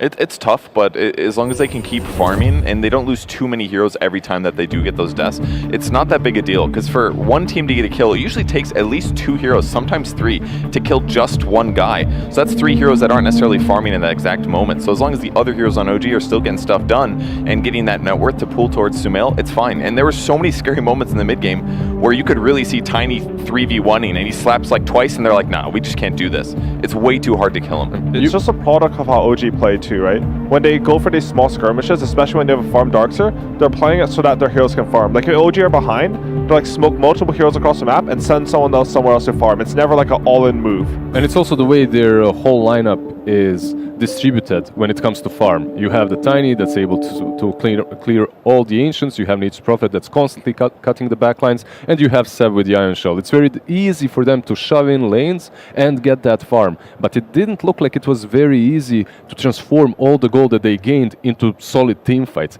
Seb, multiple times, he just gets chronoed, instantly dies. I didn't really see the contribution. He went for all the items that are purely utility, the Max and whatnot, Greaves, Pipe, but it didn't feel like him and Saxa had the best game. With that said, though, I think the restriction is that it's about Magnus being on the other team. And I think OG still targeted the bans correctly. They took out Collapse's heroes. They hit Tidehunter and they hit Mars in the first phase. So, like, that's probably his third hero. He hasn't played it much so far, but they got to use that to basically just pull the Tiny out of position. Like, when you get skewered by the tier 4s, like, how are you supposed to win the fight? I completely agree. You could even see Saxa hooking in after he's being skewered, so he hooks in while the skewer is happening.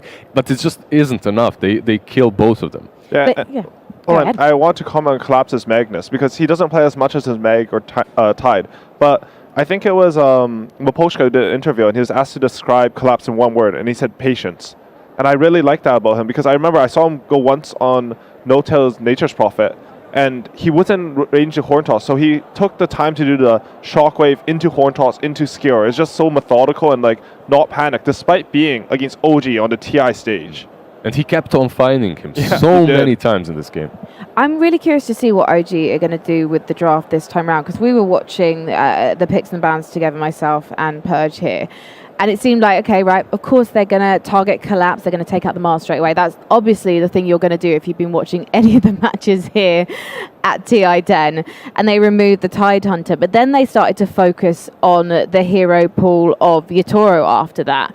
But the thing is there any point in doing that? Because Yatoro seems to have one of the largest hero pools of anyone who's playing on that stage at the moment. I think it's really common if you're the team that's expected to win is you take out comfort heroes against teams that are a little bit fresher, because you're like, a lot of times some of these players come up spamming 1, 2, 3 heroes, and you really punish them in tournaments when you make them play their 4th and 5th best tournaments. So I feel like that draft was like a skill check, basically, to say, like, let's take out your best heroes. Are you still going to play as well? Are you going to crumble under the pressure? And Spirit absolutely didn't that game. I mean, you can just see that Yatoro was absolutely OP in that match. I also want to draw attention to Tokyo's Ember Spirit as well. I think we're so busy looking at Yatoro popping that Chronosphere and just trapping OG in the base. But you know what? I have to confess, I didn't pay enough attention to what Toronto Tokyo was getting done with the Ember Spirit, because he was absolutely on fire in that match. When you look at the numbers, it looked like a pure carry performance from the mid laner. So to continue on Aui's very nice point about the patience of Collapse, there's a reason. Sorry. Yeah. There we go. 20 to 115. There's a reason why you can be patient on the offlane. It's because your mid lane is just doing all the heavy work. He's poking constantly, he's giving info, he's initiating with sleight of fist chains, and then it's kind of simple for you as a Magnus to realize which target you need to go on, isolate them, horn toss them back into the base. And absolutely, Spirit's draft were based on that team fight potential. And Purge, you were telling me particularly about the fact that they had clearly planned for those AoE stuns to stack up. So tell me a bit more about that. Yeah, I mean, it's one of the issues with the game going so late is that OG's lineup was did what OG wanted to do, but the fact that they weren't able to just sit Tiny in the front and destroy buildings in like 6 hits, that takes away their win condition. So on the Spirit side, they just had so many good teamfight ultimates. They have Chronosphere, they've got Mag RP, they can fish with skewers as well, and they have Winter's Curse as well to like potentially get those solo kills that happen at various points. It's just harder for OG to win teamfights. So as the game went on longer and longer, the teamfights were going to likely go towards Spirit's advantage. So it was just tough for OG that they got skewered back, because that kind of just like put them on the back foot. Honestly, though, I'm shocked that OG didn't manage to get a bigger advantage earlier. Like, if you look at the heroes, I saw Seb's Darkseer. It was so high net worth. Whenever you have a Darkseer like that, he should be able to carry the early tempo. I'm not too sure what happened. Like, maybe Team Spirit were just setting up too well for OG and reading all the moves, which is incredibly impressive. But it's honestly not the OG I expect. Like, your Clockwork Darkseer Furion, I feel like the map should be free, especially with the Void Spirit mid. It was pushed in constantly, and Team Spirit was forced to go back and defend a lot of time in the game. However, it just wasn't good enough. Like, the team fights, like you mentioned, were set up by Team Spirit really well. And I have to say that on the top lane around the tier 1, there was a team fight in which I thought Spirit was completely broken. They're playing this very stable Wyvern with the big ulti, then you have the Chrono, then you have the RP, but what OG is good at is creating chaos, and they did that. They attacked from all the sides, Nature's Prophet TPing back, but yep. Well, our teams are heading on stage again. They are ready to create chaos. You could see Notel backstage. He's having a little groove. Seb is turning to his players and keeping them calm and doing exactly what Seb is known for. But can they take this to a full series? Well, it's OG. And you know what? After you watch this, you'll probably be thinking, yes.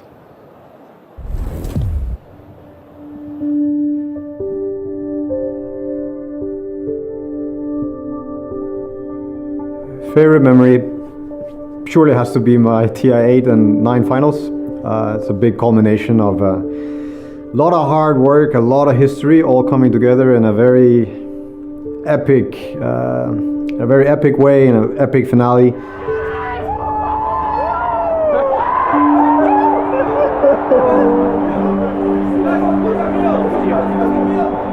I can only pick one. I will have to go with the TI8 finals because of the finals, how it went down.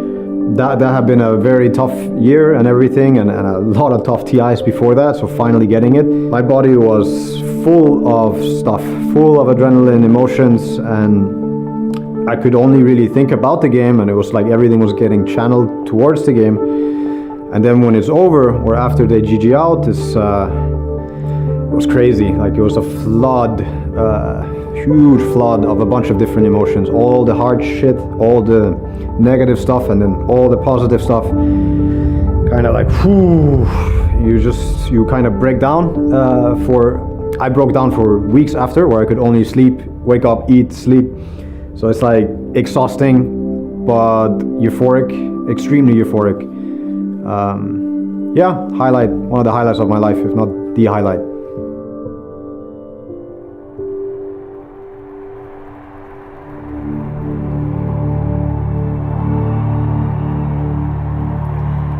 I defy anyone to watch that back and then not get a little bit teary themselves whenever I see Notel talk about that. And you can see it in his face as well. He's just reliving that moment constantly.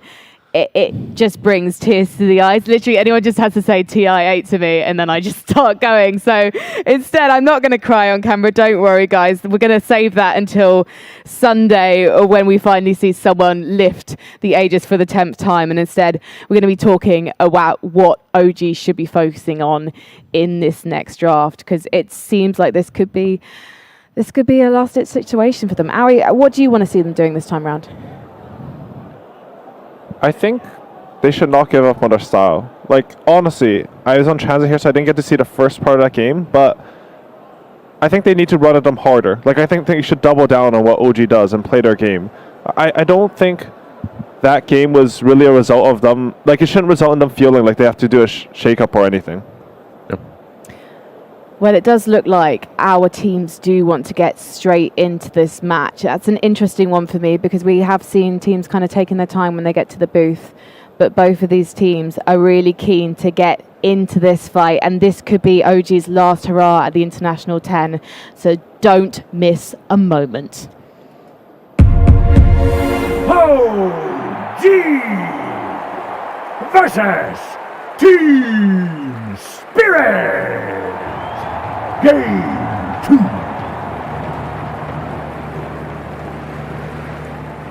Hello and welcome. The draft panelists back. They took my big table away, but they gave me two wonderful analysts to compensate. My name's Amo Plus. I'm here with Lacoste and Effie. How are you guys doing?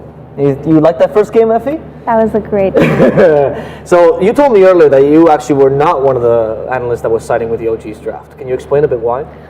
Yeah, I didn't really get much chance to talk about it, but Now you do. yeah. So Team Spirit were one of the teams actually playing this Magnus method of just horn toss skewer as an initiation only, and like getting Aether Lens and things like that months ago, right?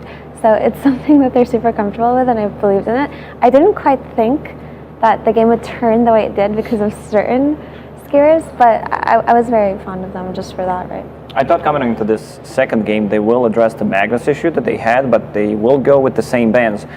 collapse Mars, collapse Tidehunter, maybe. Let's see if they just first phase this hero. I would not be surprised if they get it for Team Spirit one more time. Yeah, what do you think they're planning on doing against this Magnus? What would be the traditional Magnus counters we could see here?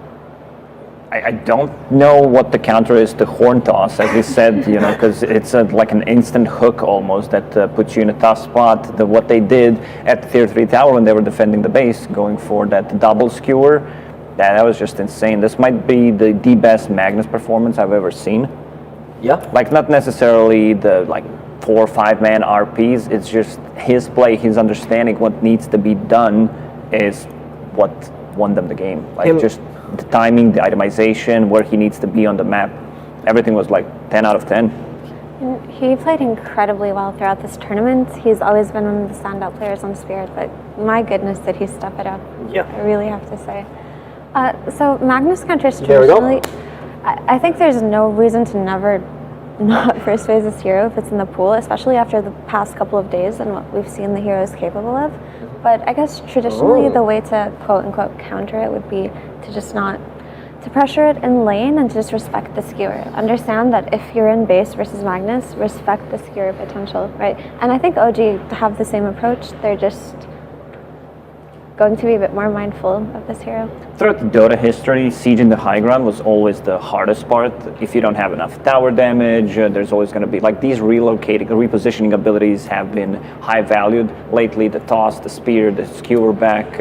Unfortunately, Pudge not there. One of my favorite heroes, but maybe we'll yet to see him. It's always tricky going for the high ground because one misstep, one misplay could make a whole lot of a difference. If the team trusts you, which OG is known for, they are ready to back up the teammates. They go inside the base, results in 4, even a full team wipe. So exactly the same 2 openers from both teams, which means they're confident in how the game went along and how they're going to approach it. OG just seems like they're going to tweak a couple of things in the overall macro of the game. Like what? What would you tweak here in the last round? So I think laning went really bad for them last game. So maybe just either be more mindful about it or pick stronger laners, especially if you're going to play against a team fight heavy lineup, right? But the thing is what we highlighted before, you just have to be conscious of this hero's ability to turn the game around when you're in his base. And that's something you kind of forget about if you don't play against a new style of a hero as often, but eventually it does sink into the player's mind. Do you feel like the last game they had, the lanes did not go as well as they expected, but the Darkseer Clockwork, right, NP usually considered pretty solid laners? Yeah, they got the job done. These 2 heroes, Seb was staying at the top of the network, so I think they should be pretty okay with what they've managed to accomplish. But to go back to the previous game with Nature's Prophet, I believe he bottomed the bottle level 1 and also bought a Moonshard later on. So, Sumail asked, or actually, who is it? No-Tail asked how many buffs do you want, and Sumail answers yes, because he just gave him all of them, going for that Solar Crest, buying the Moonshard later on. It's how Dota was played coming into this TI, all the high-level pubs, is how can I buff up my carry? And one true carry was Tiny, who doesn't rely on cooldowns, can be active early on.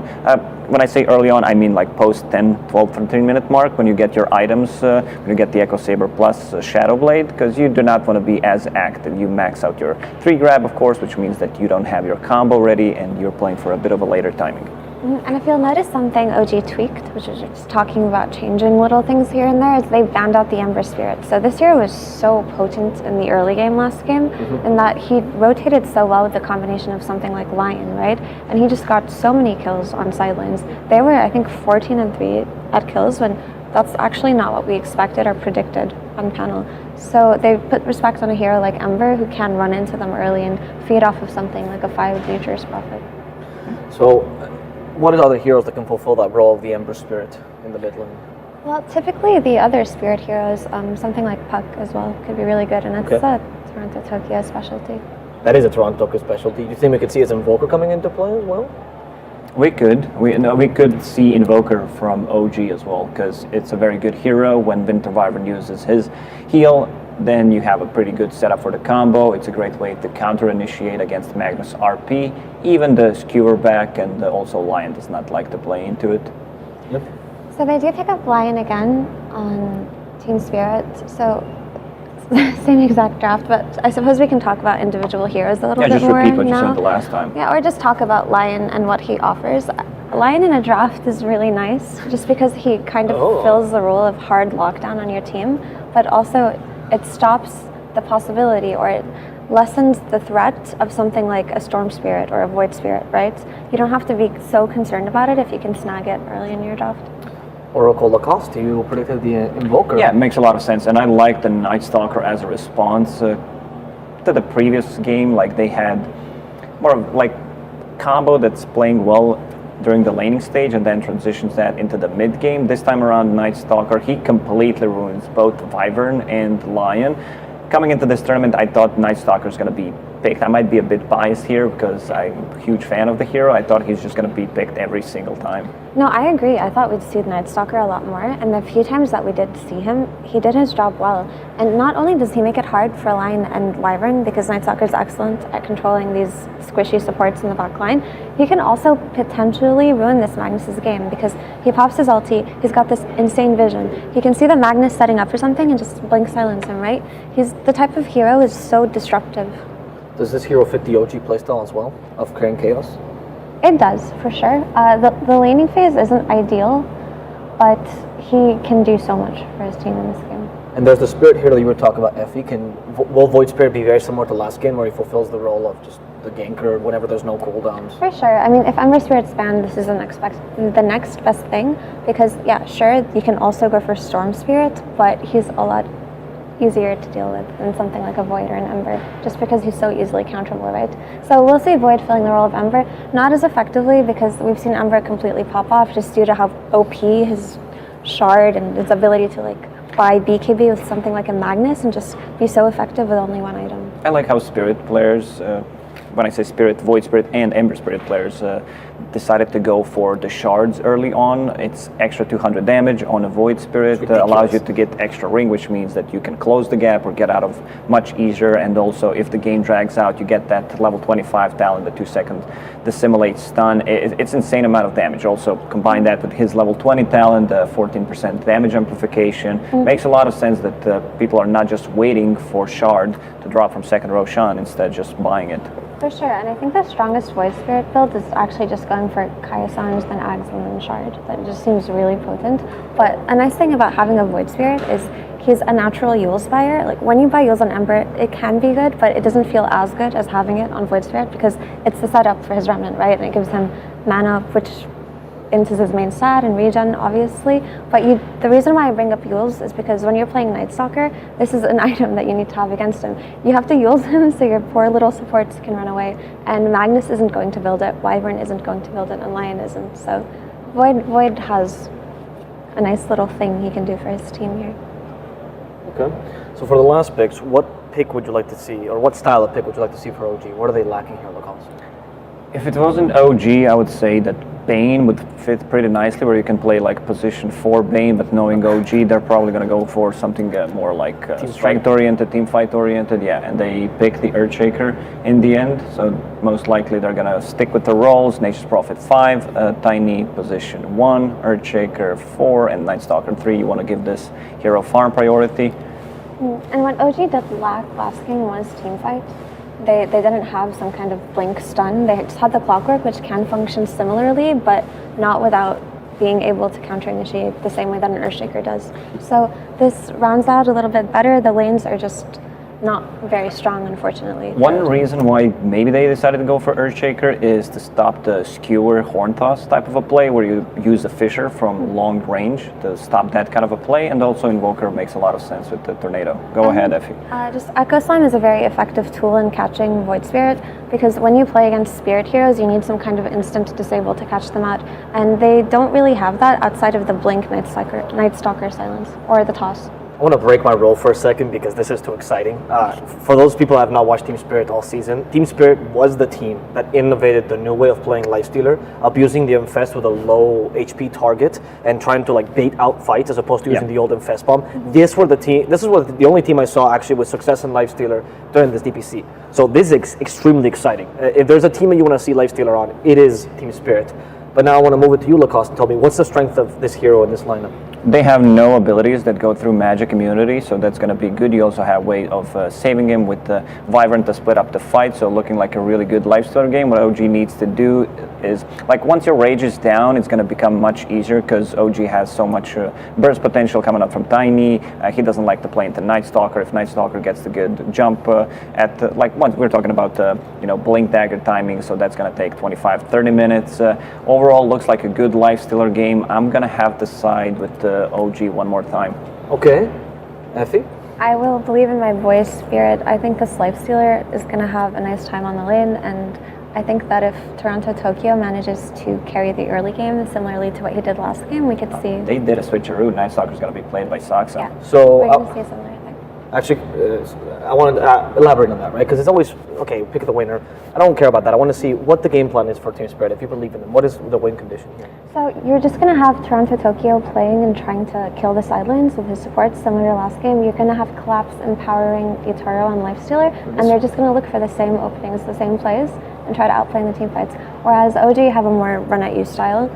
They want to overwhelm them early on, and they do have the security of having Seb on a Blink Initiator this time. So it's going to be a lot easier to take these fights. Well, the game is about to begin, and that means that we're going to be passing, to our wonderful casters. It's going to be Trent and Lyrical. Take it away, boys. Thank you so much. Oh, yes, we're here. We're on the main stage again for game number 2. OG backs up against the wall. They've been in this situation before, although usually not before the grand finals. True. Fair point, fair point. Yes, this is a rather early elimination match here for OG. And Sumail, he wants some help here, asking for the crowd's applause.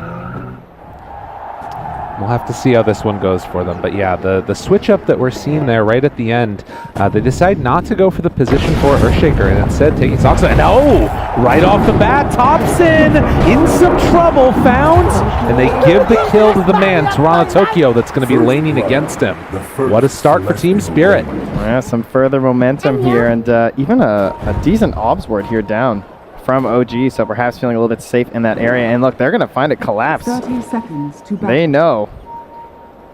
They definitely seem aware. And immediately get it. Must have been that obs on the high ground there before we came in, probably spotted it out. Right. Got them an idea that was happening.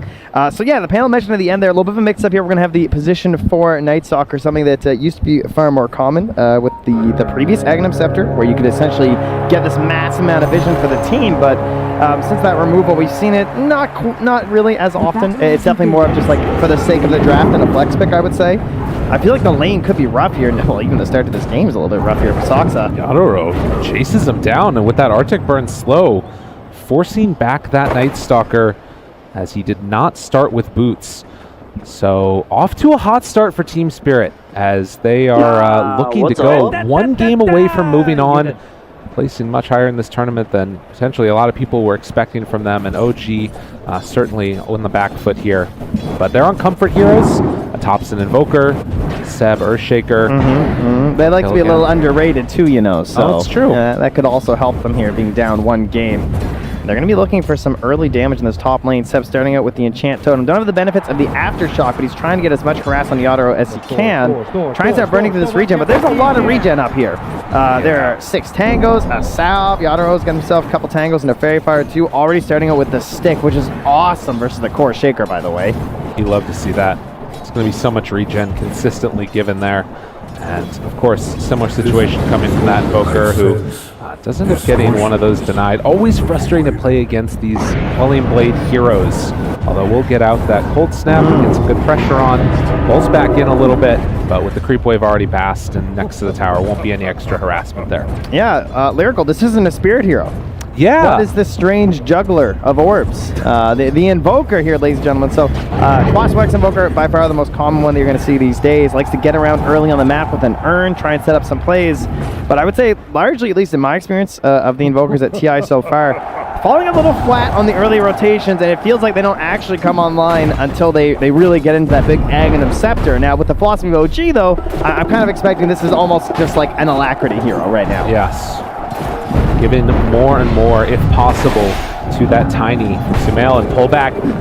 I'm a little bit shocked, I'm going to be honest, that they gave this to Collapse, as Mira finds that kill on a no-tail and nice finding work another there. one on the opposite side. 3 quick ones for Team Spirit. Thank you, production, catching both of those at the same time. Very nice stuff here coming out. So again, yeah, I mean, this was similar to last game. The kills were definitely in favor of Team Spirit, but the economy kept moving forward for OG. But we mentioned that OG, they felt like they kind of stalled out a little in that mid game. Despite having the heroes that seemed like all they want to do was to fight and to kill, but they pushed out the creep waves and they couldn't actually secure those further objectives, particularly the tier 2 line. Tier 2 mid and tier 2 top stood for far too long and really seemed to be the point in which the game became a serious problem for OG. So we'll see if they try and get a little bit more aggressive this game, see if they can combat that, and once they hit those first like round of items all around, just start getting a little wild. Well, for now at least, it has been a very interesting one.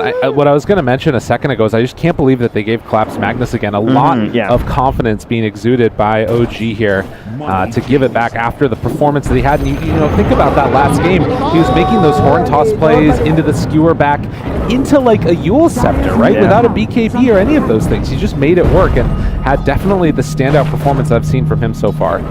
Well, he's definitely still feeling it down in that bottom lane. He's spraying the Seb down. He's throwing out No-Tail's voice line whenever No-Tail comes around him. So surely in a good mood after a game like that. Can they pull it together for the second one, though? It's the big question here. Sumail so far on the Tiny 19-4 versus the 10-3. And then, of course, we saw Mira getting a good couple of last hits there as well on the line. Yes. Zagged by the Nature's Prophet. And just quickly up top, it happens.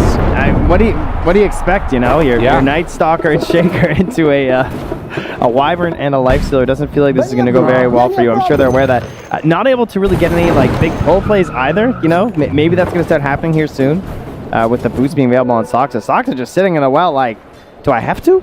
Yeah. I think I'm going to go mid. He comes on back there. And that's just to, I guess, pick up the Bounty Rune instead. So goes to get that one. Obviously no bottle refill on Thompson. And then we'll try rotating around a bit, make something else happen. Of course, No-Tail happy about that. Didn't have to buy the bottle, as thank you to our lovely brainstormers at home who told us that he also bought the bottle, which explains why he was so broke in that bottom lane, like literally just regen. So Invoker, not really a bottle hero all too often anymore. So No-Tail can start with the Blightstone and a Magic Stick this time on that Nature's Prophet. Seb gonna chase back Maposhka a little bit, but hard for him to walk into the creep wave. Look at this, every time he makes that move, he's zoned back by Maposhka. This Winter Wyvern has been really rising in terms of the efficiency that we've seen from a lot of different players, but complete free farm. Our Night Stalker did go and grab the wave, right? Yes. Success, use the boots, brings it back to Seb, and this is the kind of plays they're trying to do to salvage this lane. 0-4 start. Collapse keeps on just spamming out the lanes. No-Tail gonna give as good as he gets. I find that line from Ava works a lot better once you've actually gotten a kill in the game. It's not as good with the giant goose egg sitting up there next to your hero portraits. No, you're not wrong, man. They get the tornado into the EMP afterwards and a nice silence rotation. This is that power of that Night Stalker, but is it enough? I don't think so. They do burn through all of Toronto Tokyo's mana and will give a lane a little bit of a better time for this Invoker. Yeah, Top's doing great here. Ahead of the Void Spirit. Obviously, very happy here. One of the heroes that he's most comfortable on sort of came into prominence on. Are you suggesting I can get a Meteor Hammer? Is that no, maybe not. Maybe not. Maybe not. We might be a little bit far past that, guys. So 6 minutes in. So going to summon some more trees and focus back Collapse a bit more there. And you can see that taking over in the mid lane, at least for the moment, is going to be as they go on Collapse and Mira. There's nothing here. This is such a... and the thing about it... bad Night Stalker game, dude.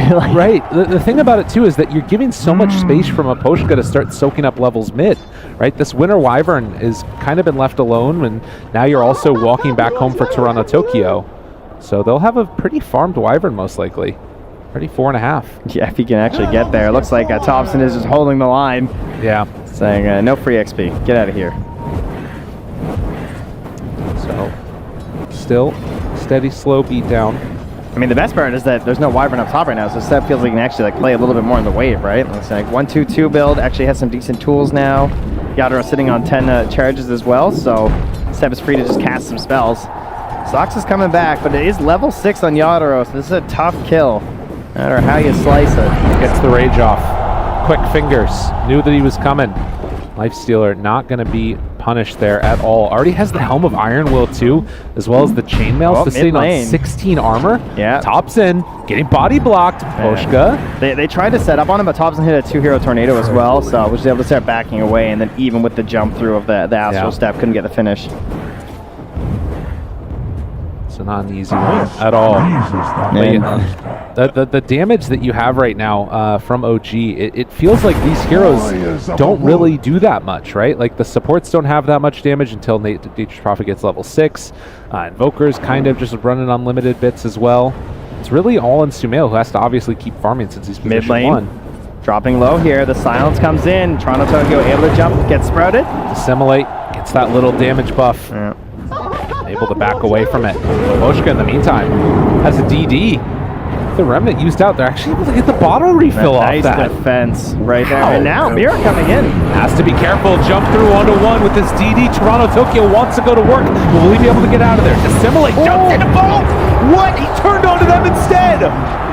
They thought they were saving Soxa, but they were just dying themselves. Oh, they can't believe it. Claps happily cheering on his allies from the off lane there. It's 6-0 as the supports contributing early here from Team Spirit. Mira Poshka, a great series so far, and the greed. Dude, Toronto Tokyo is not one to mess with. This man came here to play on this day. I mean, he must have been really low there, like 400 HP or something. Yeah. Just got blown up, sticking around too long. 7-0 start. This young team, Eastern European, making the most of it. They're going to sneak away that bounty rune. And has the jump away, maybe. Ooh, low on mana. Dissimilate, has to be careful. Maposhka nearby. They're bringing everybody the echo out, but the cold embrace keeps him alive. The silence afterwards. Toronto Tokyo trying to live, but won't be able to. They bring 4, but that's worth it.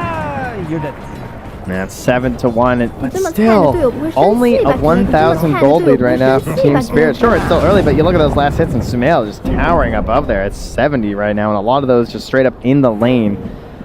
Having a fabulous start. At the very least, did lose a courier, so that's going to slow down his acceleration for a bit. And in the meantime, you can see Mira being chased away by these treants. Poshka also in the area, able to sidestep that Tornado EMP combo. And also during this time, we saw the Night Stalker head on over to the Dire Ancients and place away down one of those sentry wards. So it's going to be blocked out continuously. But back towards mid again, the taunt. Soxa Silence wearing low. And Toronto Tokyo not able to find any extra follow-up there. But yeah, Sumail's just been AFK farming, hitting a heck of a lot of creeps. As we see Collapse also getting closer to that mech now. Nothing phasing Sumail. Allies coming through, enemies, and I'm going to hit some creeps right now. So that part of the mission for OG certainly going well as this lead again just tapers off to pretty much nothing for Team Spirit gold-wise, but surely the comms are feeling really nice for Team Spirit right now. Up 7-1, you know, just won game 1. Collapse has just been chilling on that off lane. Getting relative, you know, free farm for a Magnus at least. Sometimes you can have a rough time in the lanes, and now has his friends back here supporting him from the tree line. Pulls in, RP connect, Finger of Death done. That's a stack. Mira gets the kill, and you can see that even though you have all these last hits on the Sumail, as far as net worth is concerned, they're starting to catch up on the rest of these cores and hopefully get into those first items for Team Spirit. RP down, smoke up, walk for Sumail, stunned right at the start with Yadro there. He gets the rage off, looking for the chase down. Collapse able to back out and get away. They still have Curse here. Oh, have to be careful. Toronto Tokyo showing up. They're going to use the Winner's Curse just to set everything up. The pullback with the Aether Remnant, but the walk forward. Have they bitten off more than they can chew? On the side of Team Spirit, looking for the rundown. The Fissure connects onto both of them. The jump through Sumail down so low. Mira, one more hit. It's not enough. They chase him, looking for a follow-up. Soxa onto TI10. Another cold embrace. They don't have much left in the tank at all. Echo is out afterwards. The Yule Scepter into Collapse then. TI10 tries to get out, but do they have anything else left in the tank? Now infesting over to the side. Seb makes the kill happen. Mapochka getting ran down. The Lifestealer invested in and looked for a kill, but couldn't find it. They spent so much trying to bring down Sumail. I can't believe he's actually still around here, not able to get all the way home yet. Mapochka, cold embrace, now the turn on to Thompson, wanting to finish him off. Run bit by bit with this arm, look, getting active, it's Tornado, the last second Mira, needs to find the kill, Mira, no. Just off the skin of his teeth, he gets out of there, and Thompson tries to run, but Collabs moving in from downtown, can he find the angle, does he get lucky with it? They can try and chase this, but instead spot Soxa. Yadaro, the run through, shows himself, and there's going to be the eventual finish. Just mayhem in the bottom lane. Well, there's a lot to break down there, and where do we even begin? I mean, the initial attempts on Sumail obviously failing. They spent so much, and I think Team Spirit probably just fortunate not to lose even more, considering how many of their resources they burned there. And oh yeah, we got ourselves a.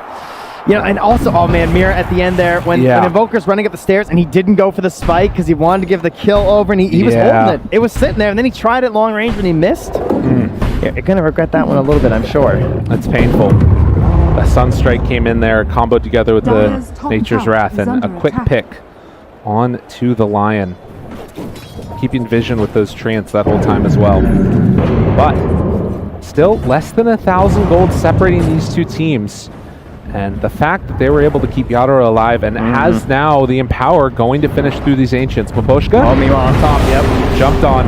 Fissure, Chant Totem, gonna fall. Winter's Curse, maybe a chance. Oh, the Sunstrike caught him right at the end. Well played by Thompson. Eliminating any chance of escape there. They go right back to the tower and take that down.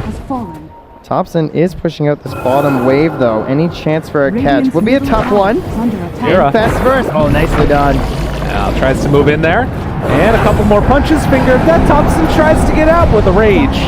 Will be enough. So I am... Oh, wait a minute. Are they going for more now? TI10 with the Haster and Tempting Fate. Yeah, he's under a ward right now, so has to be careful. Seb, but very willing to drop an Echo on him, I'm sure. Non-stop action, 16 kills, 14 minutes. The treant's actually bringing a wave over to Seb. Yeah. In case he wants some farm here, that's nice. No-Tail always helping out his allies. That Blink Dagger being done really opens up Seb's game, but obviously the Force Staff would make it that much better. The defensive abilities against that Lifestealer needs to stay up close and send personal the damage. And Collapse in the meantime, with the mechanism done, gives them some more of this team fight potential, but also wanting to finish off that Blink Dagger. Yeah, and you saw how scrappy that fight was, right? But now, you look what we got from Thompson. He's gone for that Rod of Atos and the potential Gleipnir later on. So not needing that urn to just try and go for the cold snap plays, really wants to ensure that you don't have the big playmaking potential. He wants to put some pressure on the itemization of Collapse to actually find that BKB or maybe a Dispel of some sort, right? Right. You don't want to give him that same freedom that he just had last game. It is interesting, though, because it feels like as, well, the Aces comes out, this isn't bad here. Tries to get him in. The mech, though, keeps him alive, and with Mapochka nearby, they really don't have an opening. Yeah, and the Arctic burn onto Seb, preventing the blink. Round two, looking for it. Seb, he has a big one. The Echo comes out, catches on them both, but the Hex is there to turn it in the Winter's Curse. Skewers them both together, tries to find it. RP, and now, do they have enough with the Empower? The big amount of damage coming out onto Seb. It was looking good for a moment, but in the end, it wasn't enough. Do they have anything else left in the tank? The chase down, another great impale onto Sumail, catching him now. They get the sprout, but they've got him caught in there with them. Yadaro chases, right clicks, dead, done. OG, where are you at? Almost got no-tail there at the end too, but much like game one, it's these early plays into tier 1 tower that end up felling a couple of OG heroes. They did get the tower in the end thanks to the trusty catapult. But no, Lifestealer got the deny on it last second. True.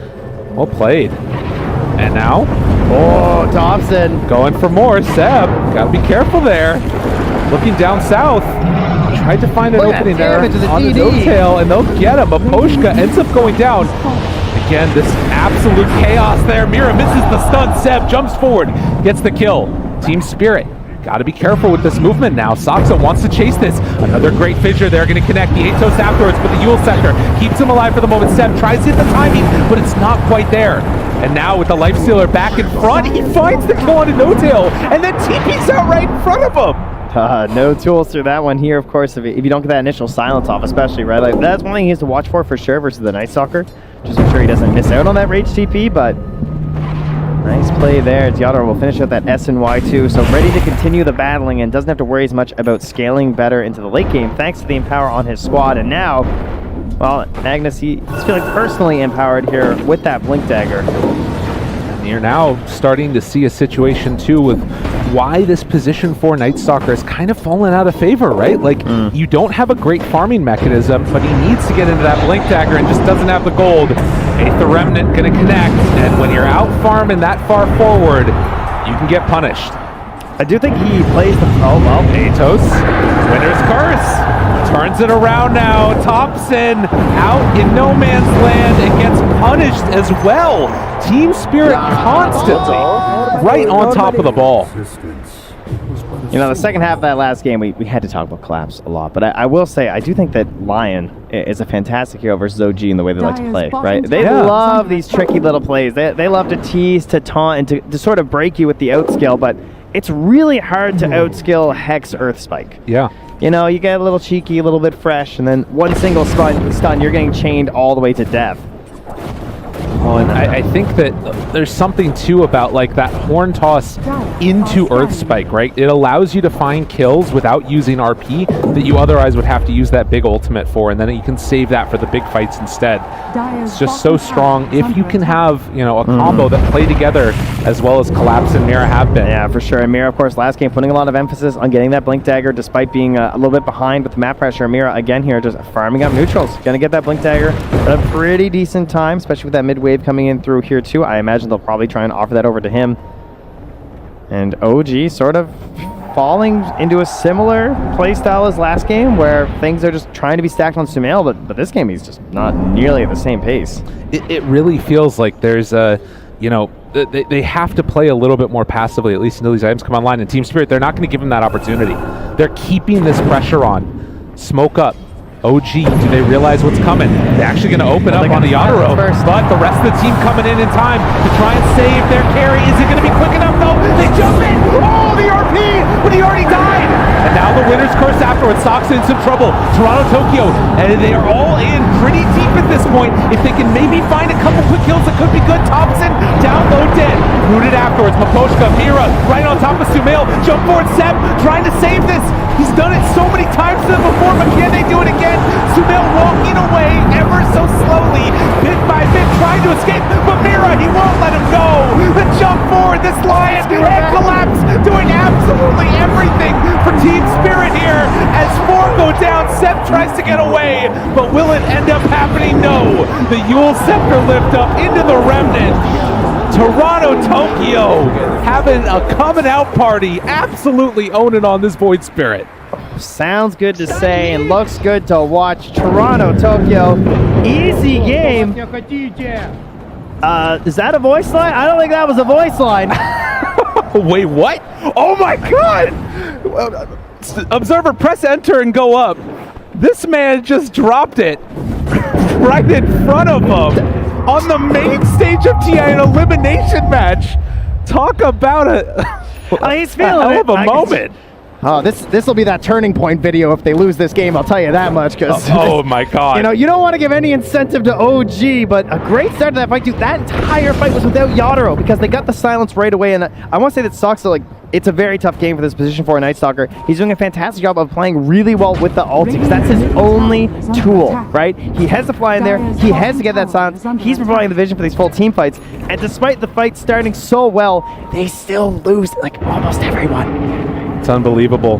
Team Spirit coming in. This team, they were started in the group stages 0-4 and then proceeded to just not lose that many games. They've been winning everything, and you can see here as we continue on.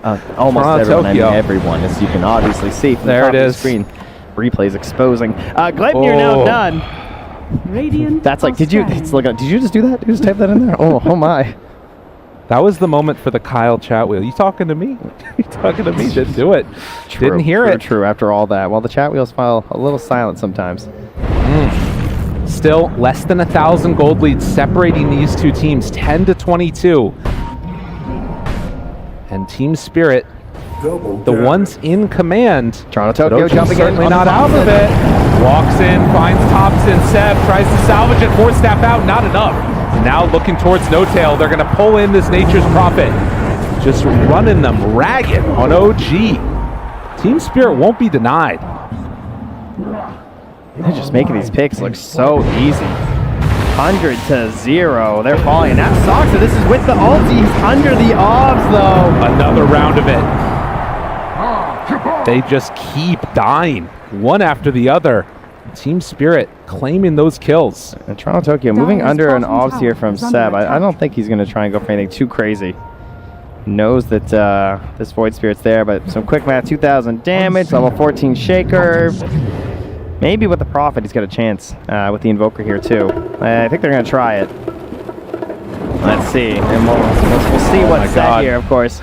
Looking to try and get something. And Toronto Tokyo, recognizing the danger, backs off. He knew. And in the meantime, you look at this. Team Spirit going to try and claim the Aegis. Oh, the instant, the Sunstrike, and then the TB right away from Thompson. He wants to be here. Doesn't want this one going for free. Tornado now. Starting the fight off. Obviously has the rage afterwards, but Roche down. Aegis claimed. Not lucky enough to get the damage there from the meatball either. Right. Yeah, maybe just hoping he could force a snatch. Team Spirit going to smoke. Try and get the bounty for OG. Fested Lifestealer inside Collapse. Doesn't have the shard yet. Oh, and Collapse this time too, eh? Yeah, Toronto Tokyo, of course, setting up for the easy one last time onto Thompson. Follow the couriers. They're going to take you to the heroes. Oh, I love that. Right on down the way. No Tail is there, but they jump and find the back line. Able to catch onto Sumail. That's a pretty good target. Hex afterwards. Yadaro eaten up this Tiny as Sumail eventually falls.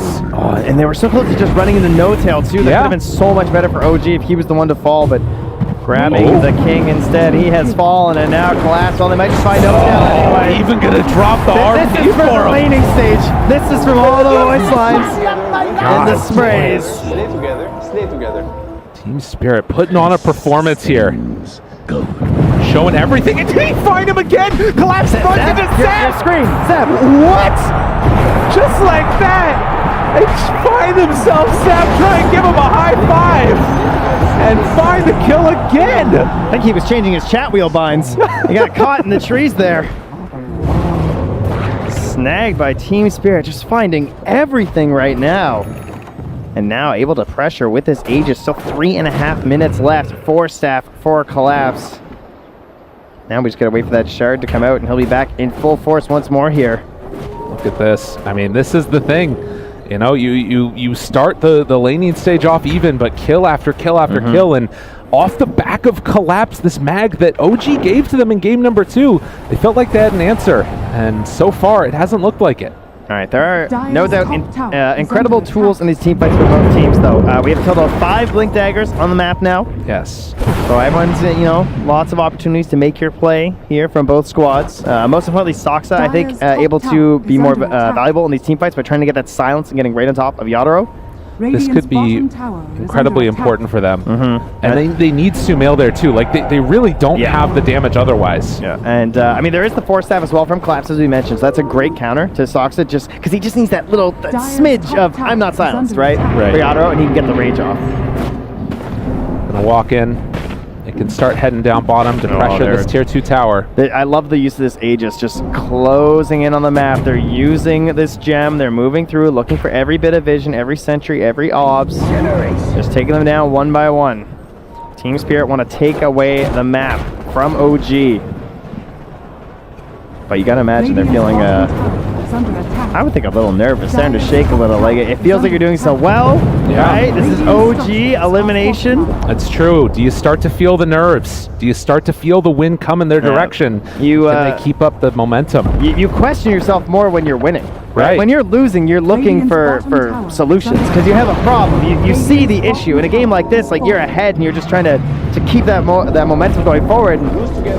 You're scared a little bit sometimes in terms of like what can they do to come back. All right, and we've seen OG come back from bigger deficits than this before, even in the grand finals. They've got heroes that can make the plays. Will it happen though? Looks for the silence, not going to get him. Toronto Tokyo playing that one safe, and down bottom they got a life stealer that OG need to deal with. Throws out that tornado, gets the lift up, the pullback, skewer, catch, Thompson in trouble. On the other side, they're also battling it out with Seb. The chase is there, and Thompson going to fall. Mirror jumps in, gets the finger of death finish.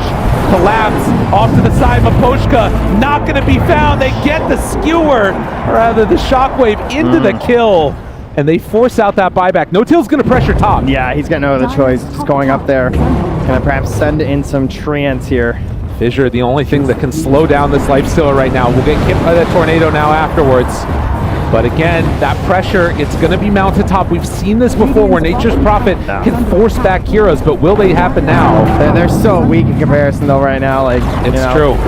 He's got the solo cracks, he's got a couple of the big ones, but I mean there's Yadro just hitting your base. 30 seconds still left here. And they still have Glyph available on Team Spirit if they need to use it. Yadro hits it, range racks down, takes the first, backs away with the team. Dire's structures are fortified. God, what a match. What a series. Dire's Team Spirit came out here punching the champs in the mouth. I will say he got more damage down than I expected. Yeah. He's in the back end and no one's TPing. They don't want to break the formation. So they're just going to sack the tier 3. Now tier 3 is not as valuable as they used to be, but look, the fight's happening. This is why they don't want to break it up. Catches there. Stun afterwards. Pull back in. Dead. Done. Looking for more. He blinked in. Collapse. This guy's a little bit crazy. Thompson, Sumail looking for an opening there. They spot one. Avalanche. Walk forward. Mech, but the save is out. And now Sumail BKB'd. It's going to wear off soon. Has to back out of there as Yadro chases the winner's curse. It's going to connect. And afterwards, Thompson, he just has to disrupt it, but no! He can't get there in time. The jump in. Seb tries to salvage it. Isn't enough. The Evil Scepter lift up. Mira goes down, but they pull him back in for more. Yadro too strong on this life stealer. 3 dead. No buyback. Is this going to be the end for OG? As Saksa also to fall. Everybody's gone. And look at this Team Spirit going in for more. Oh, Yadro, are you tempted fate? Are you thinking about going into the fountain? They regain some focus, but with no buybacks, can they just try and end it? It's tempting. Spirit in the other lanes. This is, could this be the downfall? Team Spirit, they can sense an end right now, a chance to move forward, get top 6 in this tournament, and you've got 25 seconds with no Sumail. They're not hesitating. Trying to end this one. Team Spirit looking to go all together. There are racks that are being taken up on the top side of the map, but they've got their eyes on the prize. They want this agent, the Sprout, to walk inside of it. Oh my god, he's just going for the spider legs through. They get the vision. Oh gee, there's nobody left alive. It's only No-Till. There's nothing left, and GG is called. Team Spirit end the game, taking down OG. What a Cinderella story here on the main stage. Absolutely incredible Team Spirit. And look at them, they're cold. There's cold stone in there. They just knocked out the chance. Unreal. From going 0-4 at the beginning of groups to now getting top 6 for this young squad. What a magical, magical journey for them. And OG, it just wasn't meant to be this year. And it's just early, of course, for Team Spirit. It's important that they're not getting too excited because they still got games later today. You're not wrong. Staying alive here in that lower bracket. Going to be facing off later this evening as well. And I'm sure a lot of people probably didn't expect them to be there. No, absolutely. I mean, this is the thing, right? Like, you play now, and you've got Eastern Europe playing Eastern Europe in the next round for a potential top 4 finish at the very least. And Team Spirit, an incredibly impressive performance, coming in as one of the dark horses in this tournament. They made it work here in this game number 2. And like you said, absolutely stone cold walking out of the booth. Toronto took, throwing out that easy game in the midst of it as well. He was one of the standout performances for sure. Yeah, he really was. And of course, OG